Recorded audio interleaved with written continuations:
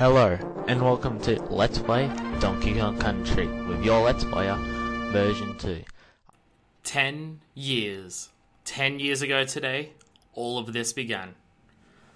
Hello there, Internet. Version 2 here, and welcome to the 10th fucking anniversary of me doing Let's Plays. Holy fucking shit, it has been 10 fucking years. Holy shit. Whew. 10 years. To put that into perspective, I'm currently 24. I started this shit when I was 10. No, not 10. It's been 10 years. I started this shit when I was 14. I'm currently 24. This Let's Playing has been 10 years. That is very close to half of my life at this point. Holy shit. 10 years ago today, April 13th, 2008, I put out the very first episode of an LP onto the internet and released it, unleashed it on the masses. The very first part of Donkey Kong Country wasn't even on the channel that you're currently watching this on, a version 2 LP. That was back when I was using version 2 Productions, which, for the ever love of fucking God, please do not go back and watch, because, again, that shit was when I was 14 to 16 or 17 or whatever. Please do not go and watch those. They're terrible. But it's still been 10 fucking years since that was a thing and that started. And it's hard for me to put into terms just how to comprehend the fact that it's been 10 fucking years. Compared to a lot of people who have been doing this shit, I would be up there as the people who have been doing this for the longest. 10 years ago was back when Let's Playing was still associated with something awful, and the Let's Play forums. 10 fucking years. Let me just take this moment to thank each and every one of you who has subscribed currently, ever subscribed, has ever watched any of my stuff, who is still watching my stuff, who is a supporter of my stuff, who's a fan of my stuff, who's a fan of me. Thank you all to fucking hell and back, and then back to hell again, and we'll just stay there, because honestly, it'd probably be cooler in there than fucking Sydney right now. You can probably see the sweat pouring out of me. The leather jacket doesn't help. What was I saying? Oh yeah, thanks. I probably wouldn't have been capable to do this for 10 years if there wasn't people I knew who would be enjoying it. I mean, I enjoy it, and I love doing it, and me enjoying it is a very big reason of why I'm still doing it. But if I went 10 years and there was absolutely no one who it caught on with, and no one that it appealed to, or there's no one who really latched on and related with who I am as a person and how I talk or how I play games or whatever, if there was no one who did that, I'd probably stop. And it's not even just that I have fans, which is mind-fucking-blowing in of itself. It's the fact that I have a bunch of fans, a good number of them, and so many of them really love what I do. I have multiple people who have said that I'm their favourite LPer, which is fucking absurd because there's millions of us now. I was probably in the first 1,000 or 2,000 or couple thousand or so, but there's a couple million now. 10 fucking years ago, holy fucking shit. How many other LPers who are like the big active ones can you say right now have been going for 10 fucking years? And I'm sitting here almost scratching at 5,000. It's almost 500 a year. I mean, it was only about 3 years ago that I got to 1,000, but still, 3 years and 4 months that I got to 1,000, and it's almost 5,000 now. So hey, growth, it's a good thing according to capitalism. I can't even stop my bullshit while I'm talking about. What was I saying? I had a point here and I got sidetracked like I always do. Very indicative of the 10 years that I've been doing this for. Thanks, fuck, and holy shit. 10 years. You don't do anything for 10 years without it being something that defines you or changes you in some aspect. And that is definitely the case for me. Well, maybe not, no, probably a big part of why I am who I am today is because of this.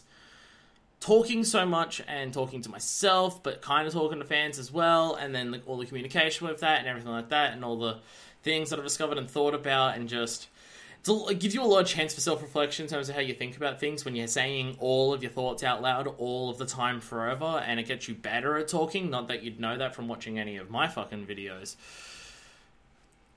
But it's definitely helped me become who I am today in a big part. It physically has to. It's been 10 fucking years. So, with it being 10 years, it's hard to wrap words around what exactly that means, because it's 10 years outside of it's defined me and it's changed me, and I love doing it, and I'll probably continue be doing this for another 10 years, who the fuck knows. But to celebrate and to properly take in this moment, we're going to do something ridiculous and stupid. We're going to go through 3 games that have been very important to me just as a gamer in general, but a big part of this whole Let's Playing thing. Well, more so the progenitors and the starts of it all. We're going to go through all 3 Donkey Kong Country games, because for LP purposes and for gaming purposes, they're really big series for me. So let us go through a journey of all 3 games, 100% them all, because, well, if I'm playing them, I might as well 100% them. And we will use this opportunity of going through 3 entire games to have a look back on the 10 years that I've been doing this for, because in 10 years, there's a lot of history there. Even if for a lot of that I wasn't actively doing videos very much, and it's really been the last 2 years or so that I've been really active. That last 2 years will be like entirely within the last third of the whole thing, and the last Donkey Kong Country game, and the rest of it will just be in the first 2, because again, been really active the last 2 years, and the 10 years before that, not really much. 10 years, 10 fucking years, like seriously 10 fucking years. Holy fucking fucks. Fuck, that's fuck. It's what the fuck. That's pretty much my thoughts on it. So, without further ado, because I am making absolutely no points here, because I just can't comprehend the whole 10 fucking years aspect of this shit, let's just get into it. Let's start our journey down the road of remembrance of the very long journey that we've had here. And let me just take this moment before we get into a walk down memory lane to just thank each and every one of you, past, present, and future, who has supported me in any capacity doing this. I'm glad that I can do something and people resonate with it and they enjoy it, and I'm thank you. It's hard for me to put this into words properly, because holy shit.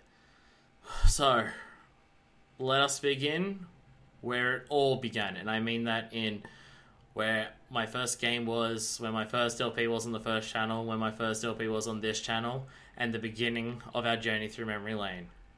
Let's head back into Donkey Kong Country.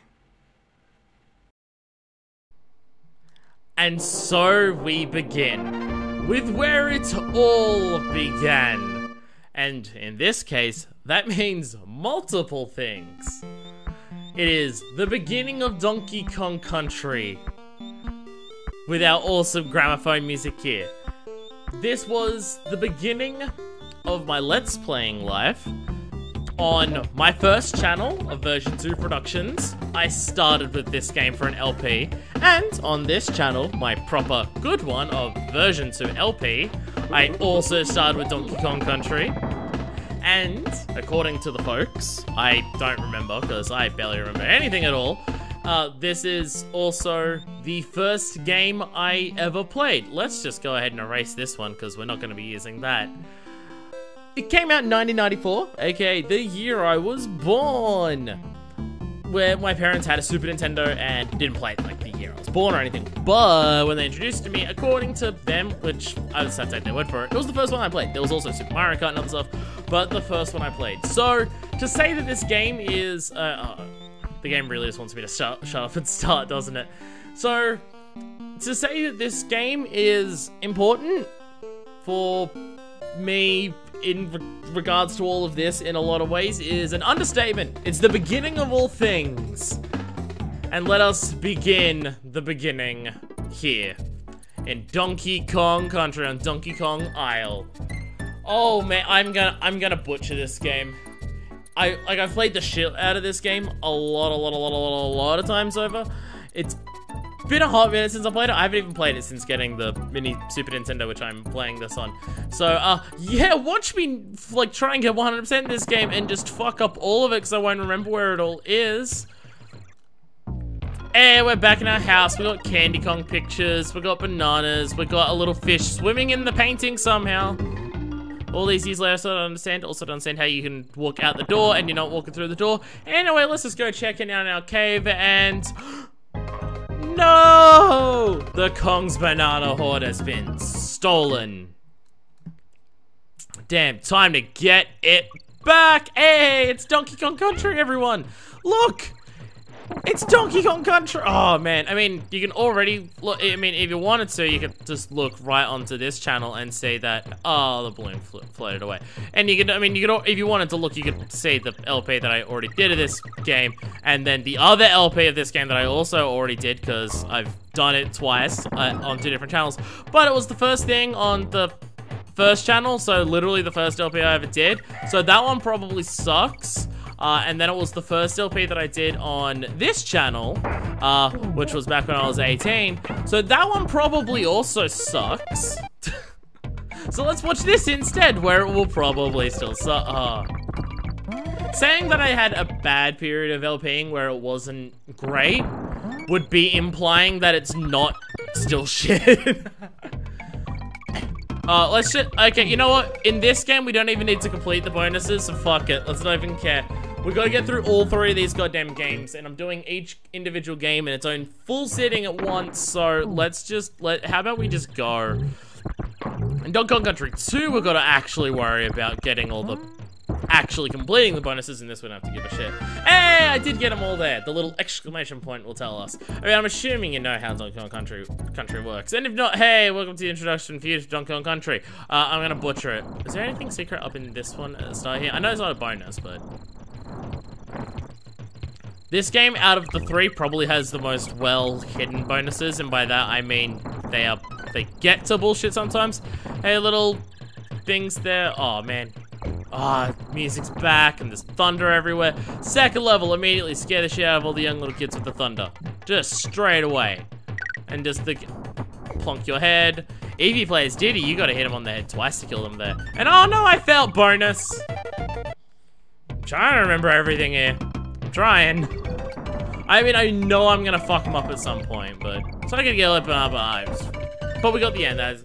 As you poor thing, we don't need the Kong letters for 100% completion, except for in Donkey Kong Country Returns, and the GBA version of this game, you need it too. In GBA version, to get 100%, you actually need to get the Kong letters in every level. Oh my god, would you die? There's no... It's not here, is it? No, it's later. I think there's another bonus here until the end of the level. I don't think so. It's just, the beginning of this is going to be me trying to remember where everything is, and for the most part, I can. Don't worry, we'll get to a point later on where I actually start fucking up. Okay, we've got to pay attention to this, and then I'll actually start talking about... That is not the button I meant to press! Oh, I got that wrong? Damn, I'm usually pretty good at that. Dun, dun, dun, dun, dun, dun, dun, dun, dun, dun. Ah, fuck, I'm usually good at that. Ah, well.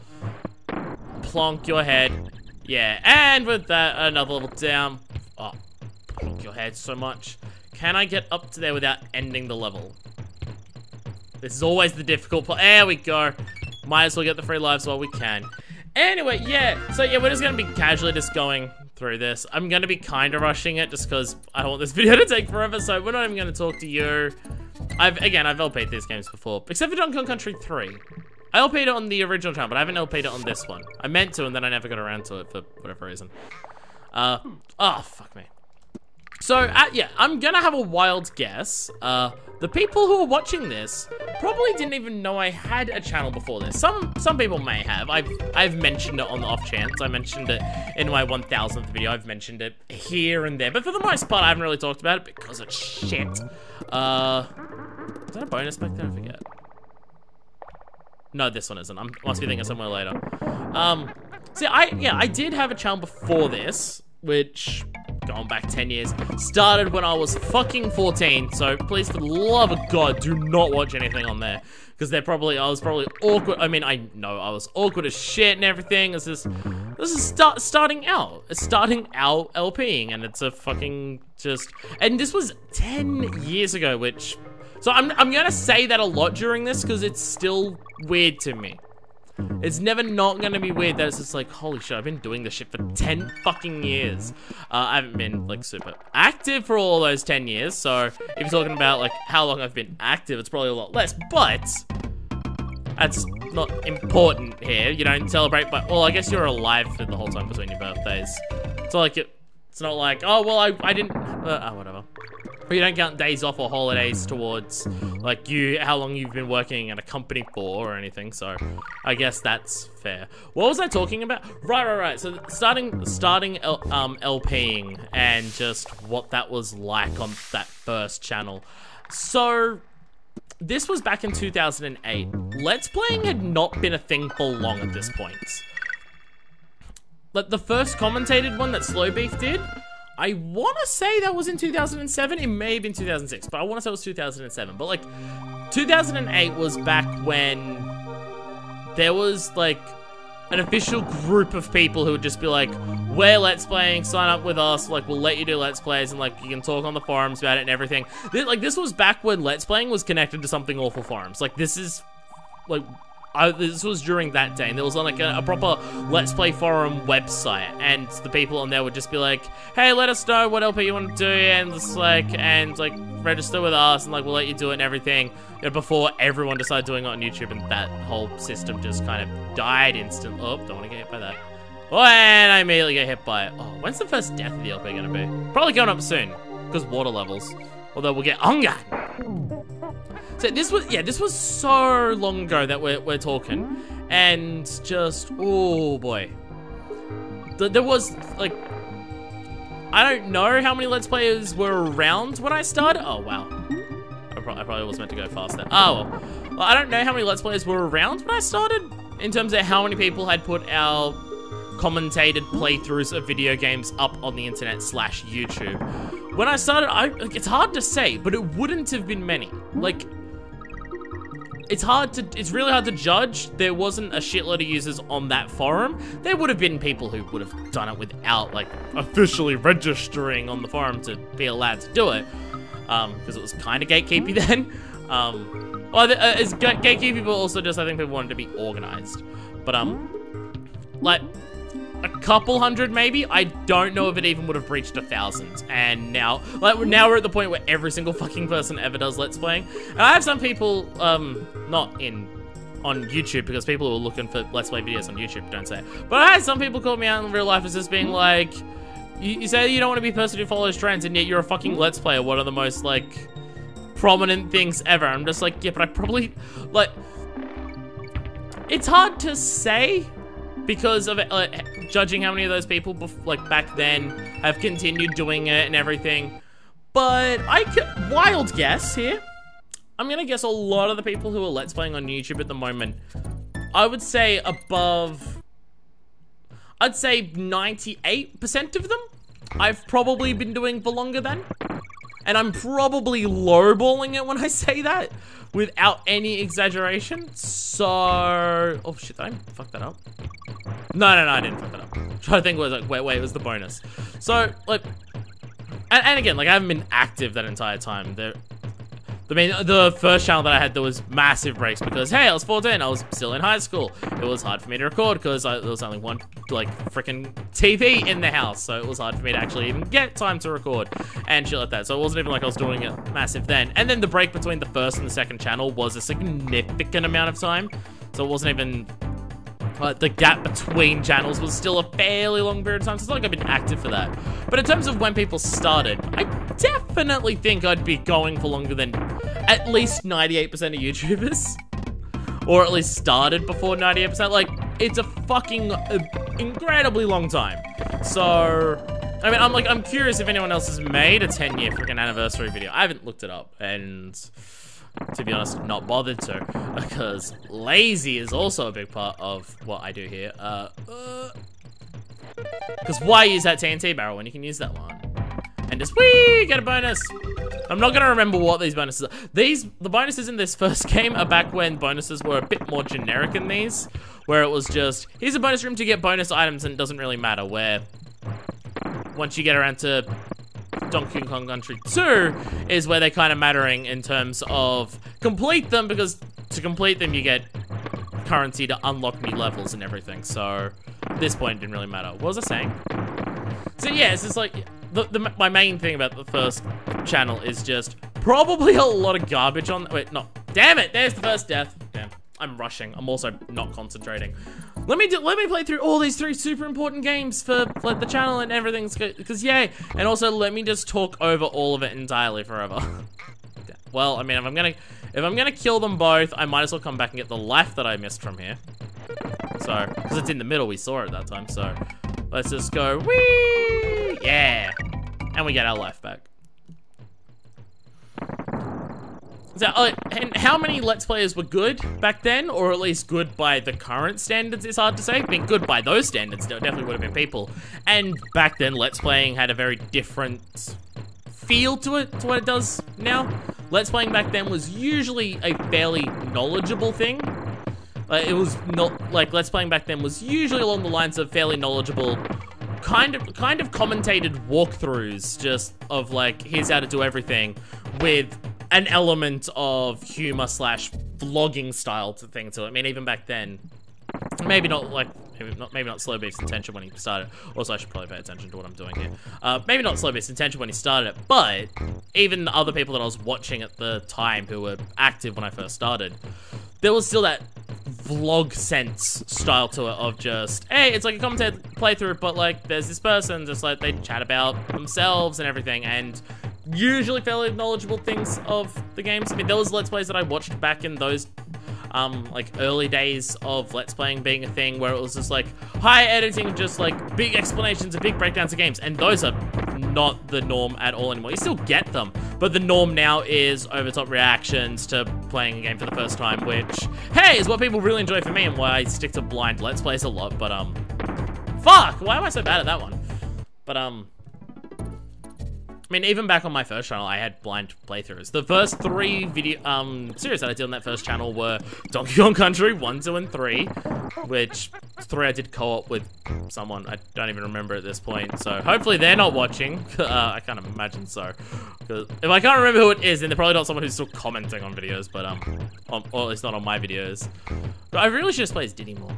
Controls way better, way more agile. Not as strong, but way more agile. Fuck. So yeah, like my first 3 playthroughs were Donkey Kong Country 1, 2, and 3. But then I was just like, hey, new Super Mario Bros. Wii. That's a new game that's coming out and I want to play it. Fuck it. What if I did a playthrough of that for the first time that I played through that? And it's like, hey. And then Donkey Kong Country Returns came out, and I'm just like, what if I do a blind playthrough of that for the first time that I'm ever playing it? And I did that. So like, new Super Mario Bros. Wii was my first idea of just like, what if the LP I did was of a game that I didn't know, and it was just like the first time that I'm going through a game? I don't know what gave me that idea, but I was just like, oh, why not? Also did Super Paper Mario and Subspace Emissary on that. Could you tell that it was at a time where the only console that I owned was a Wii? Donkey Kong Country 1, 2, and 3, New Super Mario Bros. Wii, Donkey Kong Country Returns, Subspace Emissary, and Super Paper Mario. Yeah, it was pretty much the only console that I owned, and everything was on, like, and these ones were on Virtual Console back then. Come on, jump at me. Very naughty, yeah. So, I think even Subspace Emissary I did blind. I can't remember at this point. Super Paper Mario, I know I didn't. Hey! I mean, like, I talk about how the style of Let's Playing was back then. My style of Let's Playing back then is very similar to what I do now. I haven't really changed it much, as opposed to being better at talking and way more socialist and way more gay about everything, really. That's pretty, like better at talking way more frequently, more charisma, more attitude, and all of that nonsense that people love, which is just be putting a spin on, hey, you know the hyper reactionary videos that other Let's Players put out? What if I also did those, but I wasn't like a super white guy about it, or I wasn't like, oh, well, I just fucked up everything there, so I might as well die. I got the checkpoint barrel, which is fuck. I need Winky to get that one. I don't think you need him, but it fucking helps. Yeah. Okay, let me go back a little bit. It's not too far. I'm hoping.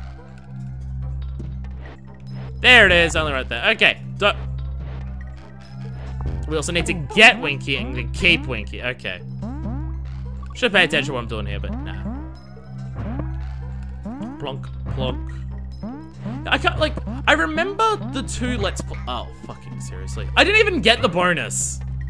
I walked right past what the bonus actually was.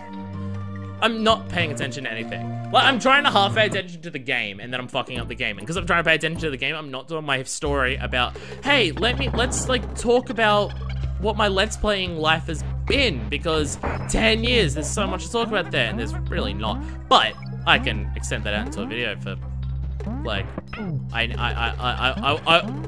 how do I? It's A button. I'm trying to remember how to actually control the game. Oh, jump over you. Okay. Let me just do this properly. There we go. You don't even need to bounce on that fucker's head. Hey, get all those things. See, like, the two Let's Players that I watched that got me into Let's Playing in the first place were Rainiac66 and Raku Rider. A lot of R's in that, Jesus. I only just noticed that. Those were the first two people that I watched, and but there is a specific reason of how I even discovered Let's Playing, and it was for Donkey Kong Country 3. Donkey Kong Country 3 is how I discovered Let's Playing. Do I need Winky for the other one? I'm not bothered to go back and get Winky, but I've done that one. I'm gonna hope not, and then come back when it turns out I do need Winky. Is there even another one in this level? Well, I'm gonna finish the level, and I'm gonna hope there isn't. There isn't. Hey. Yeah, so, like, I mentioned how this game was a big game for me in terms of being my first game, first LP and everything, but it was the first game that I played. And then when, like, I got older and I played this game a bunch, we went down to the local video rental shop, which shows fucking how long ago that is. Video rental shops are a thing. So hey, for all you kids watching, VHSs, they used to exist. I imagine most people watching this are probably around my age, so they know this. Yeah, there was a video rental shop very close to where I lived. Fuck. And they rented out video games as well. So we went down and we saw Donkey Kong Country 2. It's like, what? A sequel to this game? Oh, I love that one so much. Can we rent it? And it's like, sure. And then we rented it, and then the place shut down like a week later. So, hey, never had to return that. And then we played the shitload of shit out of that. And I definitely played Donkey Kong Country 2 when I was a kid, way more. Partially because it's parts of it are harder. I never even beat the game when I was younger because I couldn't get past certain levels. I shouldn't talk about the later games in the series as much while I'm doing this one, but it all lines up with how I discovered Let's Playing in the first place and decided to get into it, which this is the beginning game, so we can discuss that. So yeah, play Donkey Kong Country 1. Parents already owned it by the time I started playing video games because this is what they introduced me to. I wanted to get Donkey Kong Country 2 because I love this game so much. Wow. And it was, hey, Donkey Kong Country 2. Played the shitload out of that. And then, like, skip forward to, like, mid-high school or so. Like, probably 2008, but maybe late 2007. Like when the Wii's get out and I'm getting the virtual console games of Donkey Kong Country 1 and 2, because by that point I didn't have a Super Nintendo anymore because it stopped working. And then looking on the eShop or looking on one of the websites talking about the Wii, it says Donkey Kong Country 3. And it was that time that I realized that a Donkey Kong Country 3 existed. I never realized it existed while I was a kid growing up. I did not realize Donkey Kong Country 3 was a thing until I got a Wii and saw it on the eShop, or saw it being talked about on the being on the eShop on websites. One or the other, not super important. I was like, wow, okay. And then I didn't have the money or a... Damn it. Oh, that's the first time that we've actually heard the music, so I normally just fall to my death. And didn't have the money to actually afford Donkey Kong Country 3, because little kid, or it may have been we couldn't buy it because couldn't buy eShop points from anywhere nearby and it didn't accept the credit card or something. Again, for whatever reason, either unable to take the money or unable to, or just didn't have the money, couldn't get Donkey Kong Country 3. So I'm just like, oh, but new Donkey Kong Country game I never knew about. I want to play it. Oh. I guess I won't play it then. And then just one day, just like on the internet, just like I look up Donkey Kong Country 3 and I'm just like, what was that game? Like, what is it? And I'm just like, I never knew about this. And it was through that, looking it up online, and I saw, it was like, oh yeah, YouTube videos. I wonder if people like put up footage of that. And then it was coming across Rainiac666 and his Let's Play of Donkey Kong Country 3, which also, funnily enough, was his first Let's Play that he ever made too. And so I watched that LP and I watched the entire game because I couldn't play Donkey Kong Country 3. So I watched that entire LP and I'm just like, oh, he's talking while doing it. Cool. And like, I immediately latched onto that. I was like, oh, this is, no, it's not here. And just immediately latched onto that. I'm just like, oh, I want to watch this whole thing because like, this guy's funny and like interesting to talk to, and he's like super British. So there's that. He's British. Is there a bonus anywhere here, or am I losing my mind? I feel like I'm losing my mind. Okay. Oh, good timing. Oh no, it's here. Fuck. There it is. So I ended up watching that entire playthrough that he. Oh wow. Okay. Well, we fucked it up immediately, so never mind.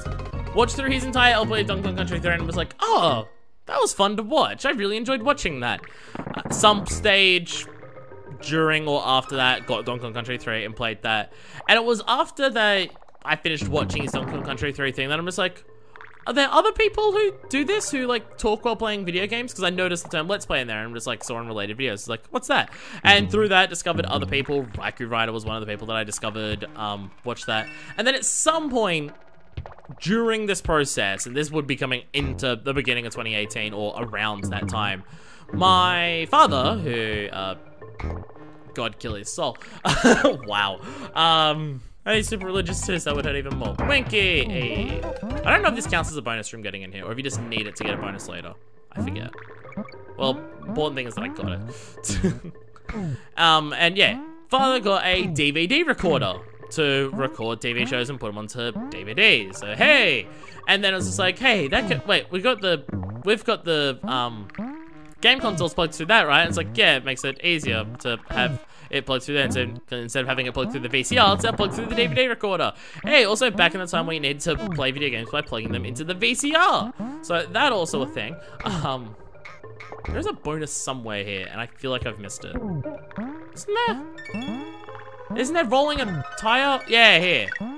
Rolling a tire onto a platform to step onto, to jump up into it. Is that here? Yeah, it is here. Winky might just be able to do that, but don't fall off the edge, you bastard. There we go. I nailed it. So yeah, it was just like, oh, you've got a DVD recorder. And it was at that point that I just got the idea of, what if I did an LP? I have the ability to record. What if I did something like that? And this started the hodgepodge of recording stuff, which I kept going into the new channel because I couldn't, because I thought the only, wait, did I get them all there? I did. Because I didn't realize there was capture cards that weren't in computers, which, hey, I still, to this day, still don't use. So I was just like, so this was my setup of how to do Let's Plays when I first started, and continuing on to way too far even into the current channel of just get DVD recorder, record stuff to a DVD, rip that DVD onto a computer to do that. Wait a minute, how do I record the audio though? With the most bullshit hodgepodge method you could possibly imagine, using a fucking cassette video camera and the microphone that is in it, because you can plug those things into AV output on there. So take your freaking, is this it here? Fuck. I think that's the bonus there that you need that barrel for. Yeah. Okay. Let me fall to my death so I keep both of these people. Actually, while we're here, we can get this bonus too. There's a bonus here. I'm pretty sure that was a bonus there. That thing on that wall there. Ow. There we go. So yeah, it was have a cassette video camera, put the AV output into that, record on the cassette video camera. Actually, this may have respawned that barrel. May not have need to have died. Depending. We'll find out. Just gotta go grab the stop. There we go. Okay. Gotta grab you. Go, go, go. There, where it is. Nailed it. I know what I'm doing. Whee! Whee! Just avoid all the bananas. Yeah! Who cares about bananas? So yeah, that was my recording setup when I first started. Fucking DVD recorder to record the footage, cassette video camera to record the fucking audio, like use one speaker on the thing to record the game audio, the other speaker to record the freaking like camera, and just then rip the DVD on the fucking computer, put that through, and just and I kept that going onto this current channel too, because I currently use the Ava Media capture cards, and they're fucking great, and I stand by them. They're fantastic capture cards. I have so few issues with them compared to how many other times I hear other people dropping footage or anything, and it's just, I never have an issue with my setup. It's great. I love it. I love it to death. See, I didn't realize that was a thing, so I just used the DVD, and it's just, hey, let me try recording a Let's Play. See how that goes. And probably went absolutely awfully. But I kept it going, did multiple LPs on that channel, and then at some point after that, I think it was probably when I moved out / got kicked out, it's a complicated story, out of my dad's place. So I lost access to the DVD recorder, and then it was after high school that I was just like, I miss doing this. Let me go do this again. Bought myself a DVD recorder and started up again. And then Donkey Kong Country 1 comes back with a brand new recorded Let's Play onto this. So it's a 10-year anniversary of my first channel. If you want to know the anniversary for this channel, the first video went up on my 18th birthday, which is February 17th. So that was February 17th, 2000 and... trying to do maths in my head here, but I really should be able to. 2012. Hey, we get one of these bonus levels. So hey, and that was when we started this channel, the one you're watching right now. And like when I started that channel, I'm just like, the old channel I did messy. I want to do this one better than I did the other one before, and then proceeded to not do that by still using the cassette video camera to record the footage, and still doing all that, and just a rough time had by all that. But hey, I continued doing it, and then from there we did Donkey Kong Country 1 and 2 again, because hey, fuck it, why not? Never did 3, and so this series little thing here is gonna be the first time Donkey Kong Country 3 is gonna be on my channel. I don't know why I never went back to it, and then at some point when I decided this is what I was going to do with this, is when I was just like, you know what, I'll leave it. I'll wait till this. Oh yeah, times 2. I'm gonna get so few lives from this. Oh well. Oh, get a couple more and I can get 5. Hey, there we go. Well, at least we got 5. So yeah, and then we started this channel, and hey, then things went a lot better from there. So I actually stuck to this channel, and I'm still, I mean, the fact that in this whole, no, I'm not gonna get it, no way.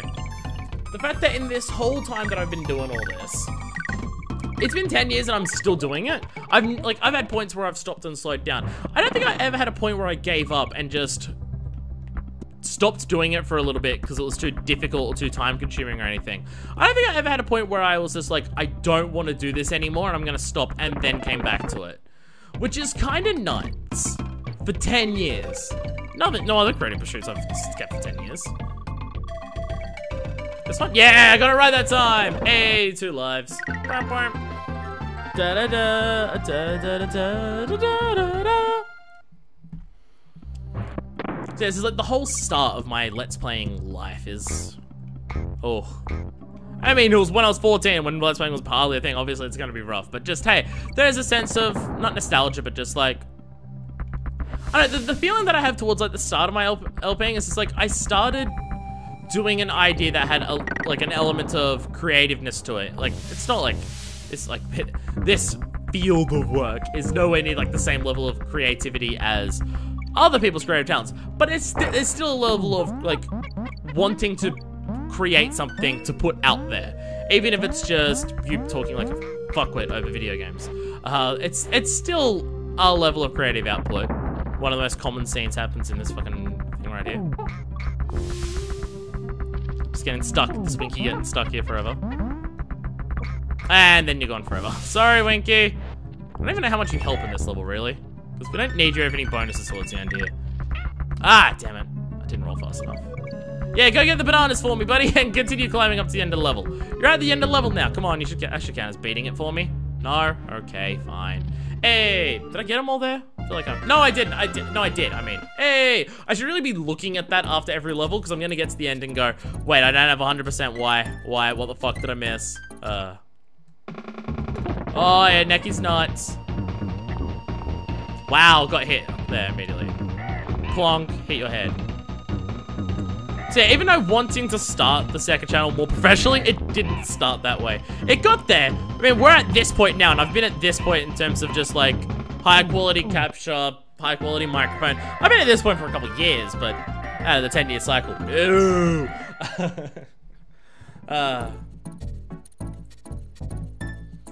But going into this channel started with Donkey Kong Country 1 and 2 because I was just like, well, when I first started the channel, I couldn't decide, do I want to like pretend the previous channel didn't exist and just like nothing with it, or do I want to like try and redo it and just do it better? Like, how do I want to do it? And even to this day, I still haven't really decided that. Actually, is that a bonus there? It might be. Trying to remember bonuses, and there's so many of them. It's like 60 of them in this game. Bam! But it's like every level you beat is 1%, every bonus is 1%. So it's like a fucking shitload. K-O-N-G Kong! Yeah. What do we get? I don't want to get 3 of those things, because those just take time. So yeah, I did the Donkey Kong Country 1 and 2, never did 3, which is just like, considering I started LPing because I saw Donkey Kong Country, wow, I held right there when I was not meant to. Considering I started LPing by seeing Donkey Kong Country 3 and really liking LP, I watched that. It's amazing how much I've ignored it in terms of LPing, because I mean, I did do an LP of it on my first channel. I don't know if I ever got 100% on it, and it was a co-op LP too. So, it was a very different experience as well. This is like for an LP, for what got me into LPing. It's amazing how much I've ignored it. I haven't even done it on this channel before, but hey.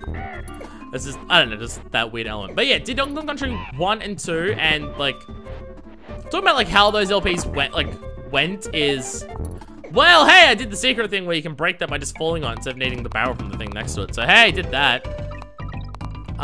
Like how did those LPs go? I don't know, they were so fucking long ago, I hardly remember. I mean, even the second channel started when you couldn't put out videos longer than 15 minutes on YouTube unless you were like a verified person or like signed up your account properly or like signed up for longer than 15-minute videos. So when I first started Donkey Kong Country 1 and 2 on this channel too, every video is one level. So there's also that element to it of just like, that's how, oh fuck me, of how different those are. But along with Donkey Kong Country 1 and 2, I did do other things. At the same time, I started Star Fox Adventures and, what's it called? Skyward Sword, which, hey, the start of the channel was back when Skyward Sword came out, so holy shit. Star Fox Adventures was a 100% LP that I didn't get 100% in. There was some fuel cells that I missed in one of the levels that was just like, whatever. Oh, that's not the thing. I already did that one right, yeah. I think. Trying to remember, again, it's trying to remember where bonuses are, and like, some of these levels look similar because the backgrounds are similar, and it's just like, wait, is that in this level or the other level? This is one, yeah, this one's definitely one. So yeah, Star Fox, then we did Star Fox Adventures, like at the start of the channel, and that went like, alright. I don't know, it would be like something that's worthwhile going back to. At the start of this channel, I don't think I had refined my approach to Let's Playing and how I talk and everything to the point where it is now where, wow, fuck up. Of like the constant talking, really having my personality of like how I want to present my personality established kind of thing. So I don't know if it'd be worthwhile going back to watch. It's weird when I get comments on like some of the really old LPs on this channel, just like, wow, you went back that far and watched something? Wow. And also because it's so long ago, like, I literally don't remember doing the Star Fox Adventures LP. I just know that I did it because I can see it in my list of LPs. Because it's too far back for my dementia adult's brain to fuck me. Remember. I don't actually have dementia, calm down. I just have the developing signs and stages. Fuck. Of it. I'll get it, just it's not now, so don't panic. So I don't remember doing it at all. I have a funny feeling only Diddy can do this. Let me go get Diddy. No, let me go get Diddy. And then die, and then we'll see if Diddy can jump up high enough to actually get that. That may be the case here. So it's probably a fine LP. Star Fox Adventures is a good game. It's like if Zelda was made by people who weren't as good as making Zelda. Like it's a fine game. It is not. I want to spell Coog, not the racist one though. Not the racist spelling that I almost said when I was trying to think of the joke there, and then went, no, that's racist. Let's say Coog instead. 10-year anniversary. Oh, we went 10 years before I finally said the racial slur in a heated gaming moment. Damn, I went so long. Far, oh, so close. Oh man. Just while I'm doing this, just shit on the entire Let's Playing, like, is industry even an appropriate word for it? Just the whole fucking mess that it is. Oh, the shit all over it during this is like, hey, look at me doing this for so long. Look how much I hate it. Like, no, I don't hate LPing. I hate the. Like, I still like watching Let's Plays is probably my main thing that I watch. Like in terms of entertainment in my own personal time, Let's Plays are probably the main thing that I watch. I by far hate. I'm far from hating it. Just. The super big popular corporatized stuff I don't like. Which yes, I know a bunch of people that I watch are in the millions for people, and they are like corporate to an extent. They're not like corporate of like PewDiePie or Jacksepticeye corporate where it's just like that. That being said, I've only watched one LP of Jacksepticeye and it was fantastic. I watched his LP of Last Guardian after I beat the game, and his LP of Last Guardian is actually really good. Because it's clearly a game that he actually genuinely cares about. It's not like his shouty introduction or introduction, and the little clips that I've seen of his other things seem to be mainly that, but it's hard to say. What was I saying? I was making a point about something. Oh yeah, my Star Fox Adventures LP, like whether it's worthwhile watching or not. I don't fucking know. Find out for yourself, like go watch it. Let me know how it was, because I sure as shit don't remember. Maybe it's good, I don't know. It's hard to say. I think it might be a good LP, I don't know. Good game though. Then there was, then there's Skyward Sword, which was also one of my starting LPs for this channel. And that LP probably went pretty well. I remember more about that LP, and I remember more about that game. That was probably the first LP that I did where I kind of had a sense of how I wanted to present myself. Not to the extent that I do now. No. The first LP of that, I can tell you exactly what it was, and it was Chain of Memories. And there's a very specific reason it's Chain of Memories. It's because when I started the first episode of Chain of Memories and went back to it, it was like a really long time, and then I took another really long time to finish it. So by the time I finished it, so much time had passed that was by the time I established my voice. But I think Skyward Sword may have been the start of just like kind of having an idea of what I wanted to do and how I wanted to speak things. It was a game that kind of more connected with me in terms of how I wanted to LP, especially being blind. Like, I enjoy doing games. Oh fuck, I didn't even roll off the edge. I do enjoy games that aren't blind LPs, and I want to do more games that are me showing off games that I like, or just, hey, here's a fun game that I know, let's play through it. But blind LP is definitely what suits my style of commentary more in terms of like me having confidence of doing it, me knowing how to speak, people. Fuck, why am I not rolling off the edge there to get the, why am I bothering even trying to get the letter? That's the important question here. Now, blind LPs suit it a lot better, and I mean, I had the blind LPs of Donkey Kong Country Returns and New Super Mario Bros. Wii on the first channel, but I don't count anything on the first channel of me having any semblance of what I wanted to do for LPing, so fuck that. So yeah, Skyward Sword was the first LP that I did on this channel where it was blind, and I feel my commentary was probably where I realized that, hey, blind actually kind of works for me.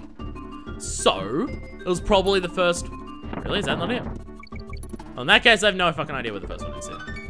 Maybe here. Probably not, because there's nothing to break there.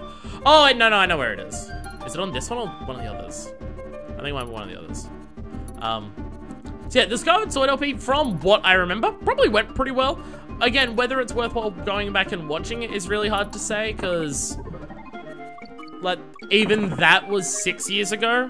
it's 10 years overall, but I also think that how long I spent on that first channel, and then I realized that, wait a minute, I've been doing this one for 6 years, so that first one was under 4 years then, that I actually spent on that first channel, so it wasn't even that much time, really, compared to how long I've been doing it. Might have been that one, but I missed it. Oh. You gotta drop off the bottom one of these to get it. I'm trying to remember which one it is. Is it the one with the, it might be the one with the birds on it, actually. Now that I remember. Yeah, it is. It's because it's the last one. Yeah, it's the last one. It's the one with the birds. Yeah. Yeah. And Skyward Sword's, I really enjoy it as a game. And it was a game that everyone loved when it came out. And now everyone hates it because it's come out and it's a Zelda game. And people love Zelda games when they first come out and then hate them afterwards. It just always happens. I can literally hear the same person go when it comes out, and it's just like, this game sucks, and then, like, the game's amazing, best Zelda ever made, and then a couple months later we'll go, that game sucks, and we all know why it sucks, and then they don't elaborate the conversation in any capacity, they just go, it sucks, and we all know why it sucks, and then continue to say absolutely nothing. It's just like, wait, what? Why does it suck? Why did we collectively decide this sucks? And it's like, well, we all know why, and I'm just like, I don't. I really enjoyed it, and now everyone's saying it sucks, and I don't understand why. And it's, and hey, good chance to talk about Igor during Game Grumps, a channel that I watch. He keeps talking about how much he doesn't like Skyward Sword, and then when he gives reasons for it, he doesn't. Like his sequelitis video, he gives a bunch of reasons of why he isn't a fan of Ocarina of Time, and I agree with most of those reasons. Ocarina of Time is a revolutionary game in terms of it had a big revolution on the industry and like how games were made. That's what it has going for it though. Like in terms of, like it's revolutionary because the concept of 3D Zelda came into effect, and it did the 3D Zelda part pretty well. It has no other new ideas outside of that. Not that it needs to. It's like transition to a new full dimension is a big shift, so that's enough. But beyond that, it doesn't have much. So later games feel like they have more. I'm getting a little sidetracked, but yeah. But like in his sequelized video, he gives a bunch of reasons of like, here's why I am. Oh, no, we already did the bonus of this in the other one. It's like, here's why I don't like Skyward Sword. It lists a bunch of reasons, and it's just like, here's why I don't like here's why I don't like Ocarina of Time. Actual like well thought out reasons. Here's why I don't like Skyward Sword. Let me just say the phrase bomb bowling over and over again, and how Skyward Sword's a game that craves attention.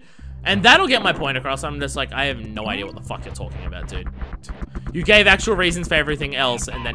Oh, come on! I could run over it at the start, and then not there. Ah, fuck you. Whee! Running away forever.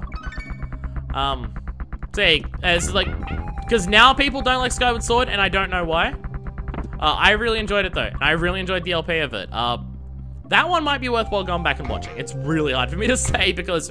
Fuck knows, because not me, because again, it's really old. There has only been like 2 LPs that of mine that I've sat down and watched since finishing them, because just everything else is. Eco was one of them, so one of my more recent LPs, and it was one of them.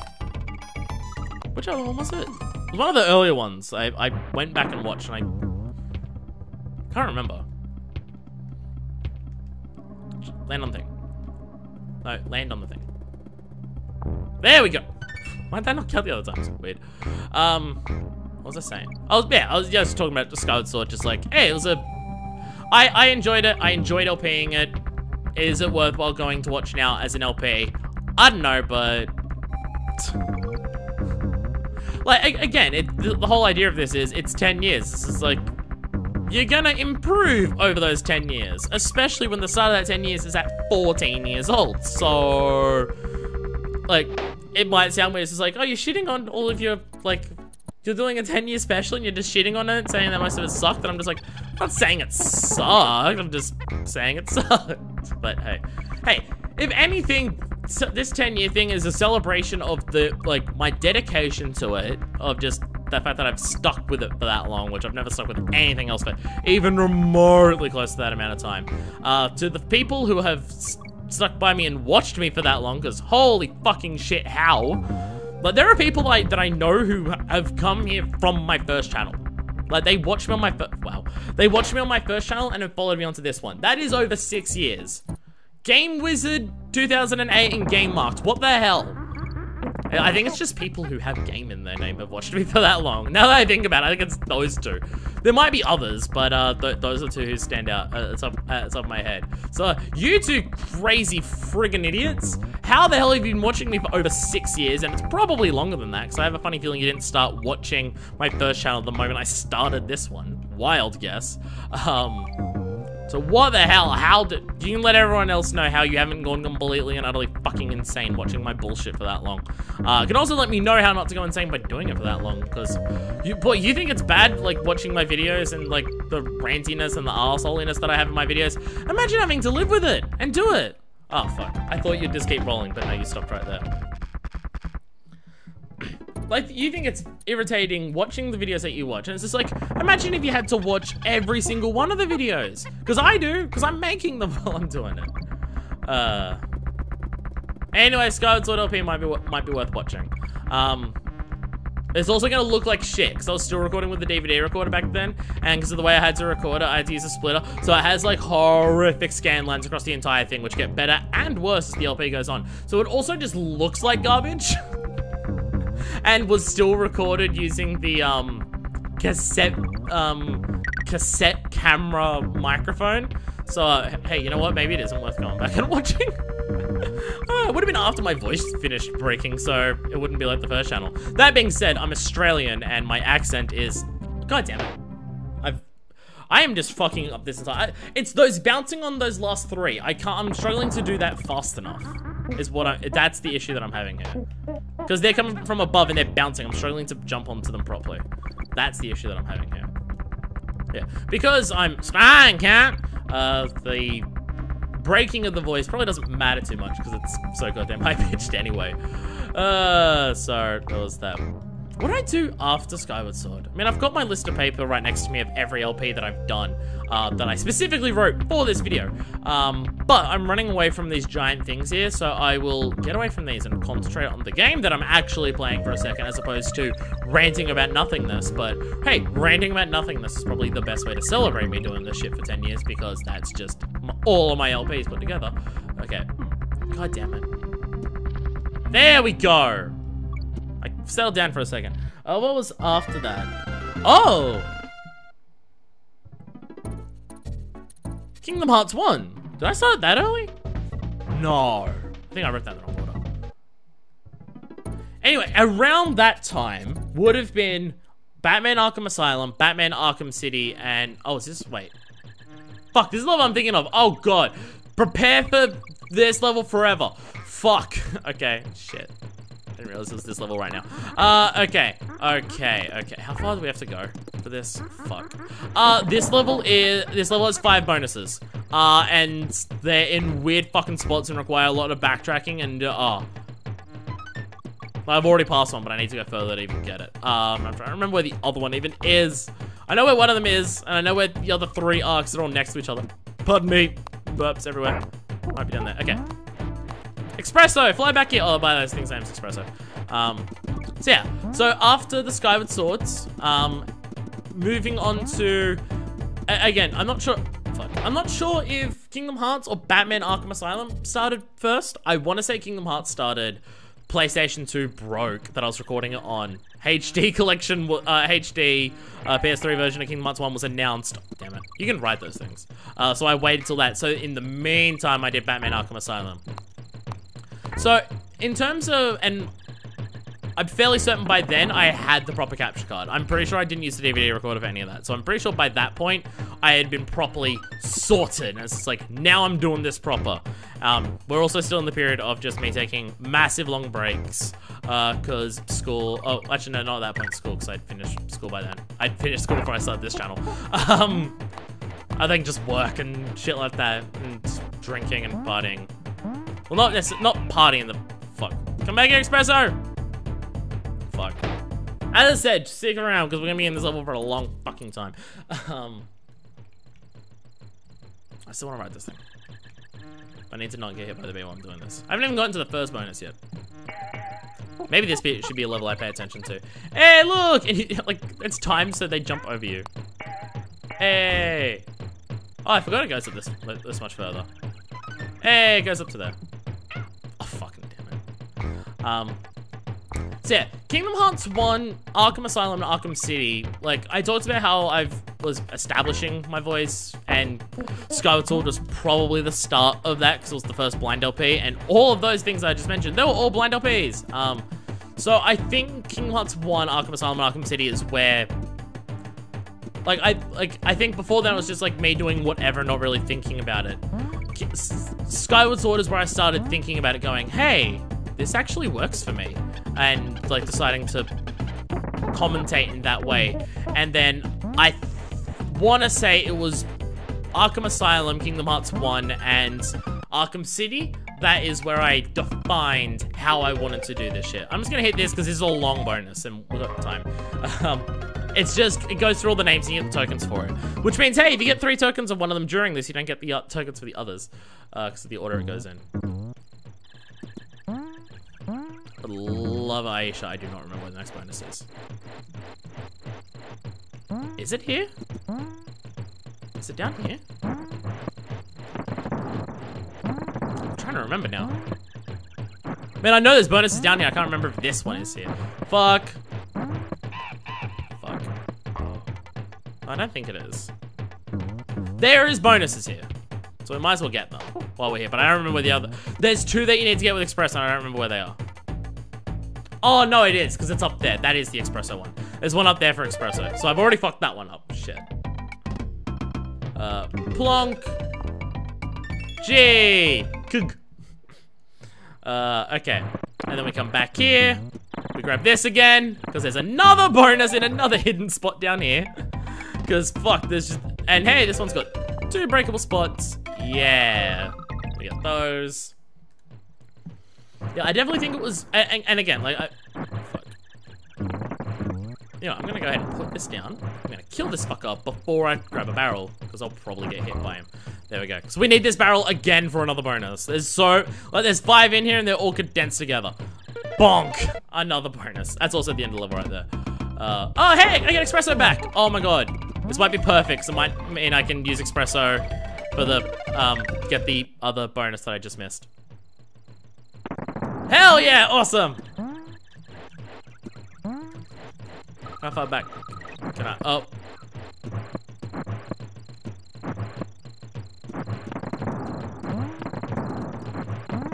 Actually, no. No, that is just continuing the level. Fuck, where is it then? Maybe it's back further. Fuck, I actually do not remember. There's another boat. It might be here. I mean, Espresso! Espresso! Actually, I think it's there. It's here! It's fuck, it's right there. And I just died there. Shit. How much further back is Espresso this way? Oh boy, what a fucking... Oh, this level's weird. This level's forever weird. These bonuses, man. These fuck bonuses. Thank you. Where the hell's... Okay, well, we got that now. That's probably... Oh, no, because Espresso is meant to be right there. But, okay. Okay, we're gonna die. Get that. Come back. Fuck. I'm talking about how I find my voice in that fucking series. Whatever. But I'm concentrating on this because it's complex. To put it one way. Fuck. I keep thinking you can land on them and then you can't.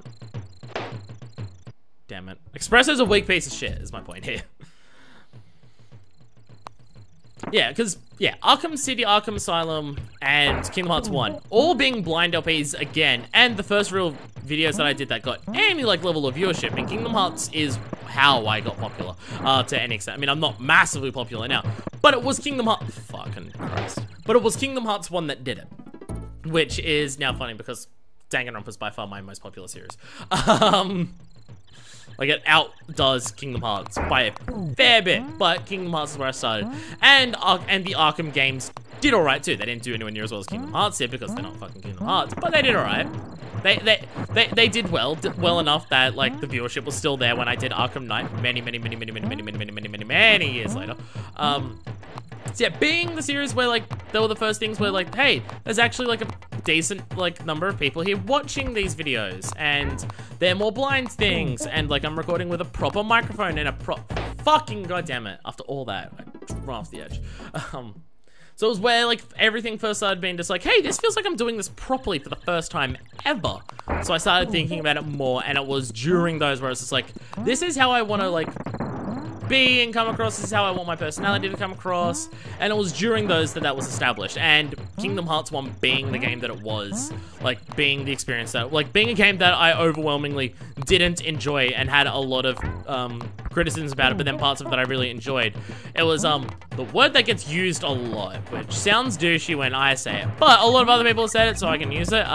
The analytical style of commentary that I have very much came from Kingdom Hearts 1, especially because there were so many positives and negatives that I had about that game.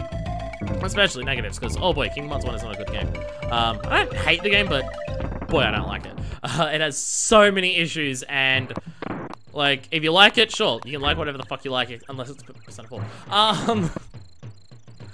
But boy, it has so many issues, and it was a very divisive playthrough, because there was a lot of people just going, fuck you, Kingdom Hearts 1 is a perfect game, and it's like the best game ever made, and just like, it's perfect, it's my favorite game ever, and I'm just like, your favorite game ever can like have issues with it. My favorite game ever has plenty of issues with it, and it was partially what I was considering doing for 10 years, but then I decided, nah, I'll save that for 10,000 subs.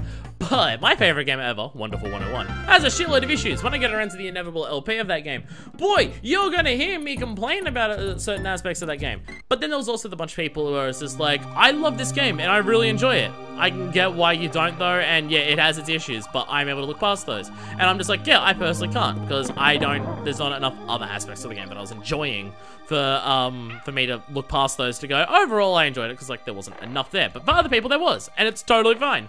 But it was because, especially like being the first time that I really had like recording down to like a pseudo-professional thing in terms of having a proper capture card and a proper microphone, was like really the first time that I had that.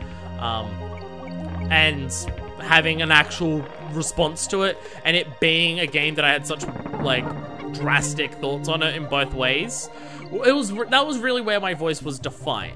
As Arkham Asylum and Arkham City definitely had that, because they're both, again, blind playthroughs that I had like big thoughts of. Arkham Asylum is a game that I love that has faulted parts and a horrific ending.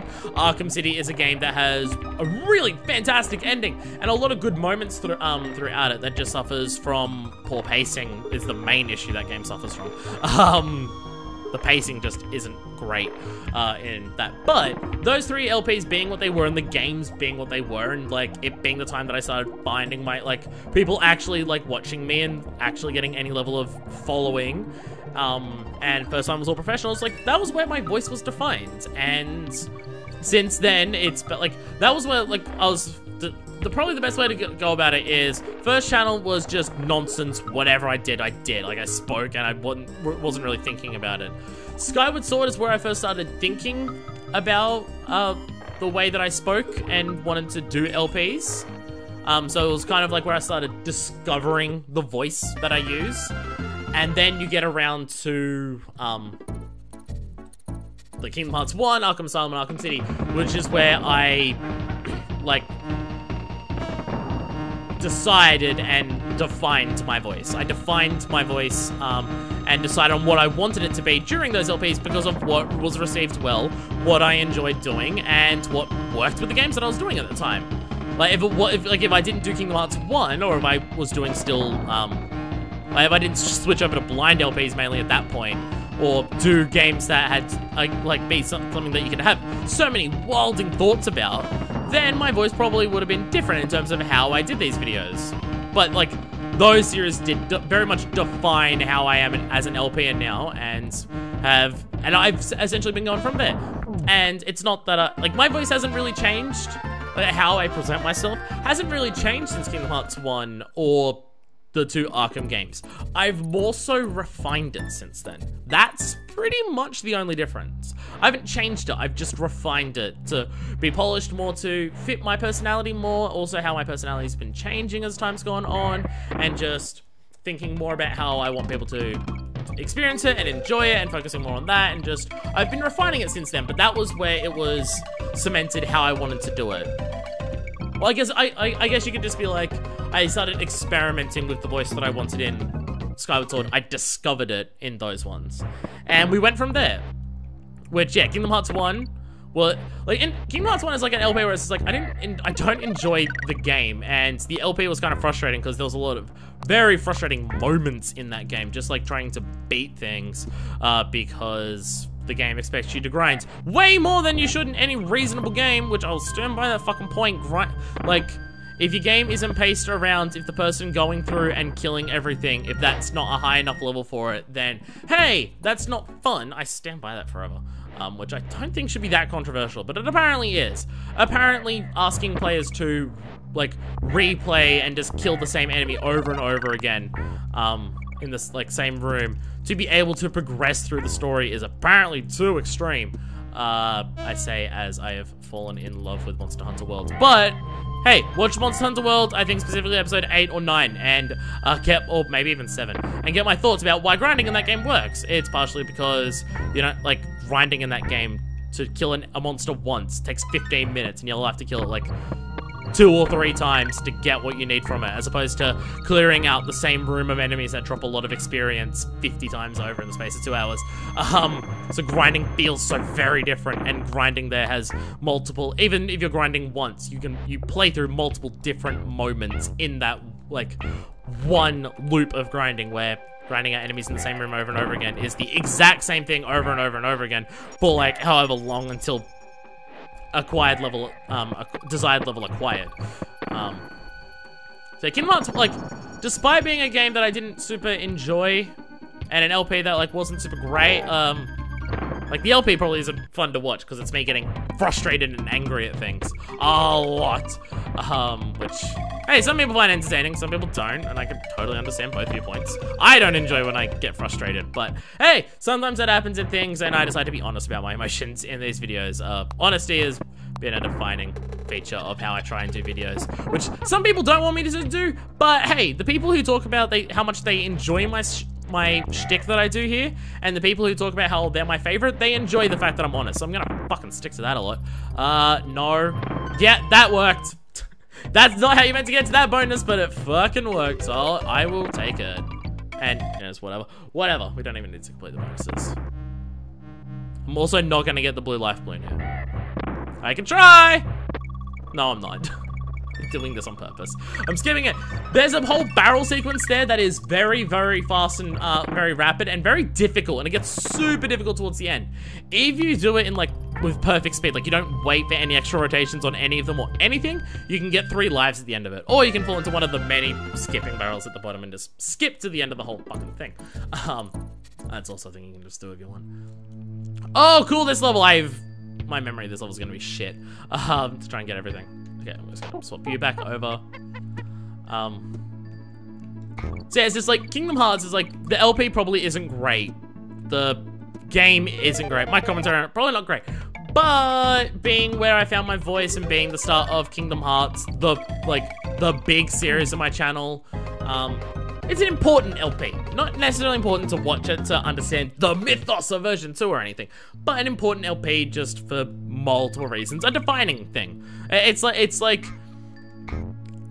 Donkey Kong Country, as I'm doing right now, is important to me as a gamer, as like getting into LPing, and it's just like, as lame as it sounds, it's just like, I play a lot of games. Like, I play a lot of it, and I think about it a lot, and I spend a lot of time on it. So to say that, like, it has an effect on my life or anything isn't ridiculous. I wouldn't say it's like an overly gigantic part of my life, because I have so many things outside of gaming, but it is a part of who I am. It's a part of what I do, so it is a defining aspect of me, and especially considering that all leads into Let's Playing, which has been something I've done for so long, and doing these Let's Plays has very much, like, had a very tangible effect on who I am as a person. Like, doing Let's Plays has made me, like, I was not a sociable person in high school, even remotely, not even slightly, and now I am one of the single most sociable people that I know.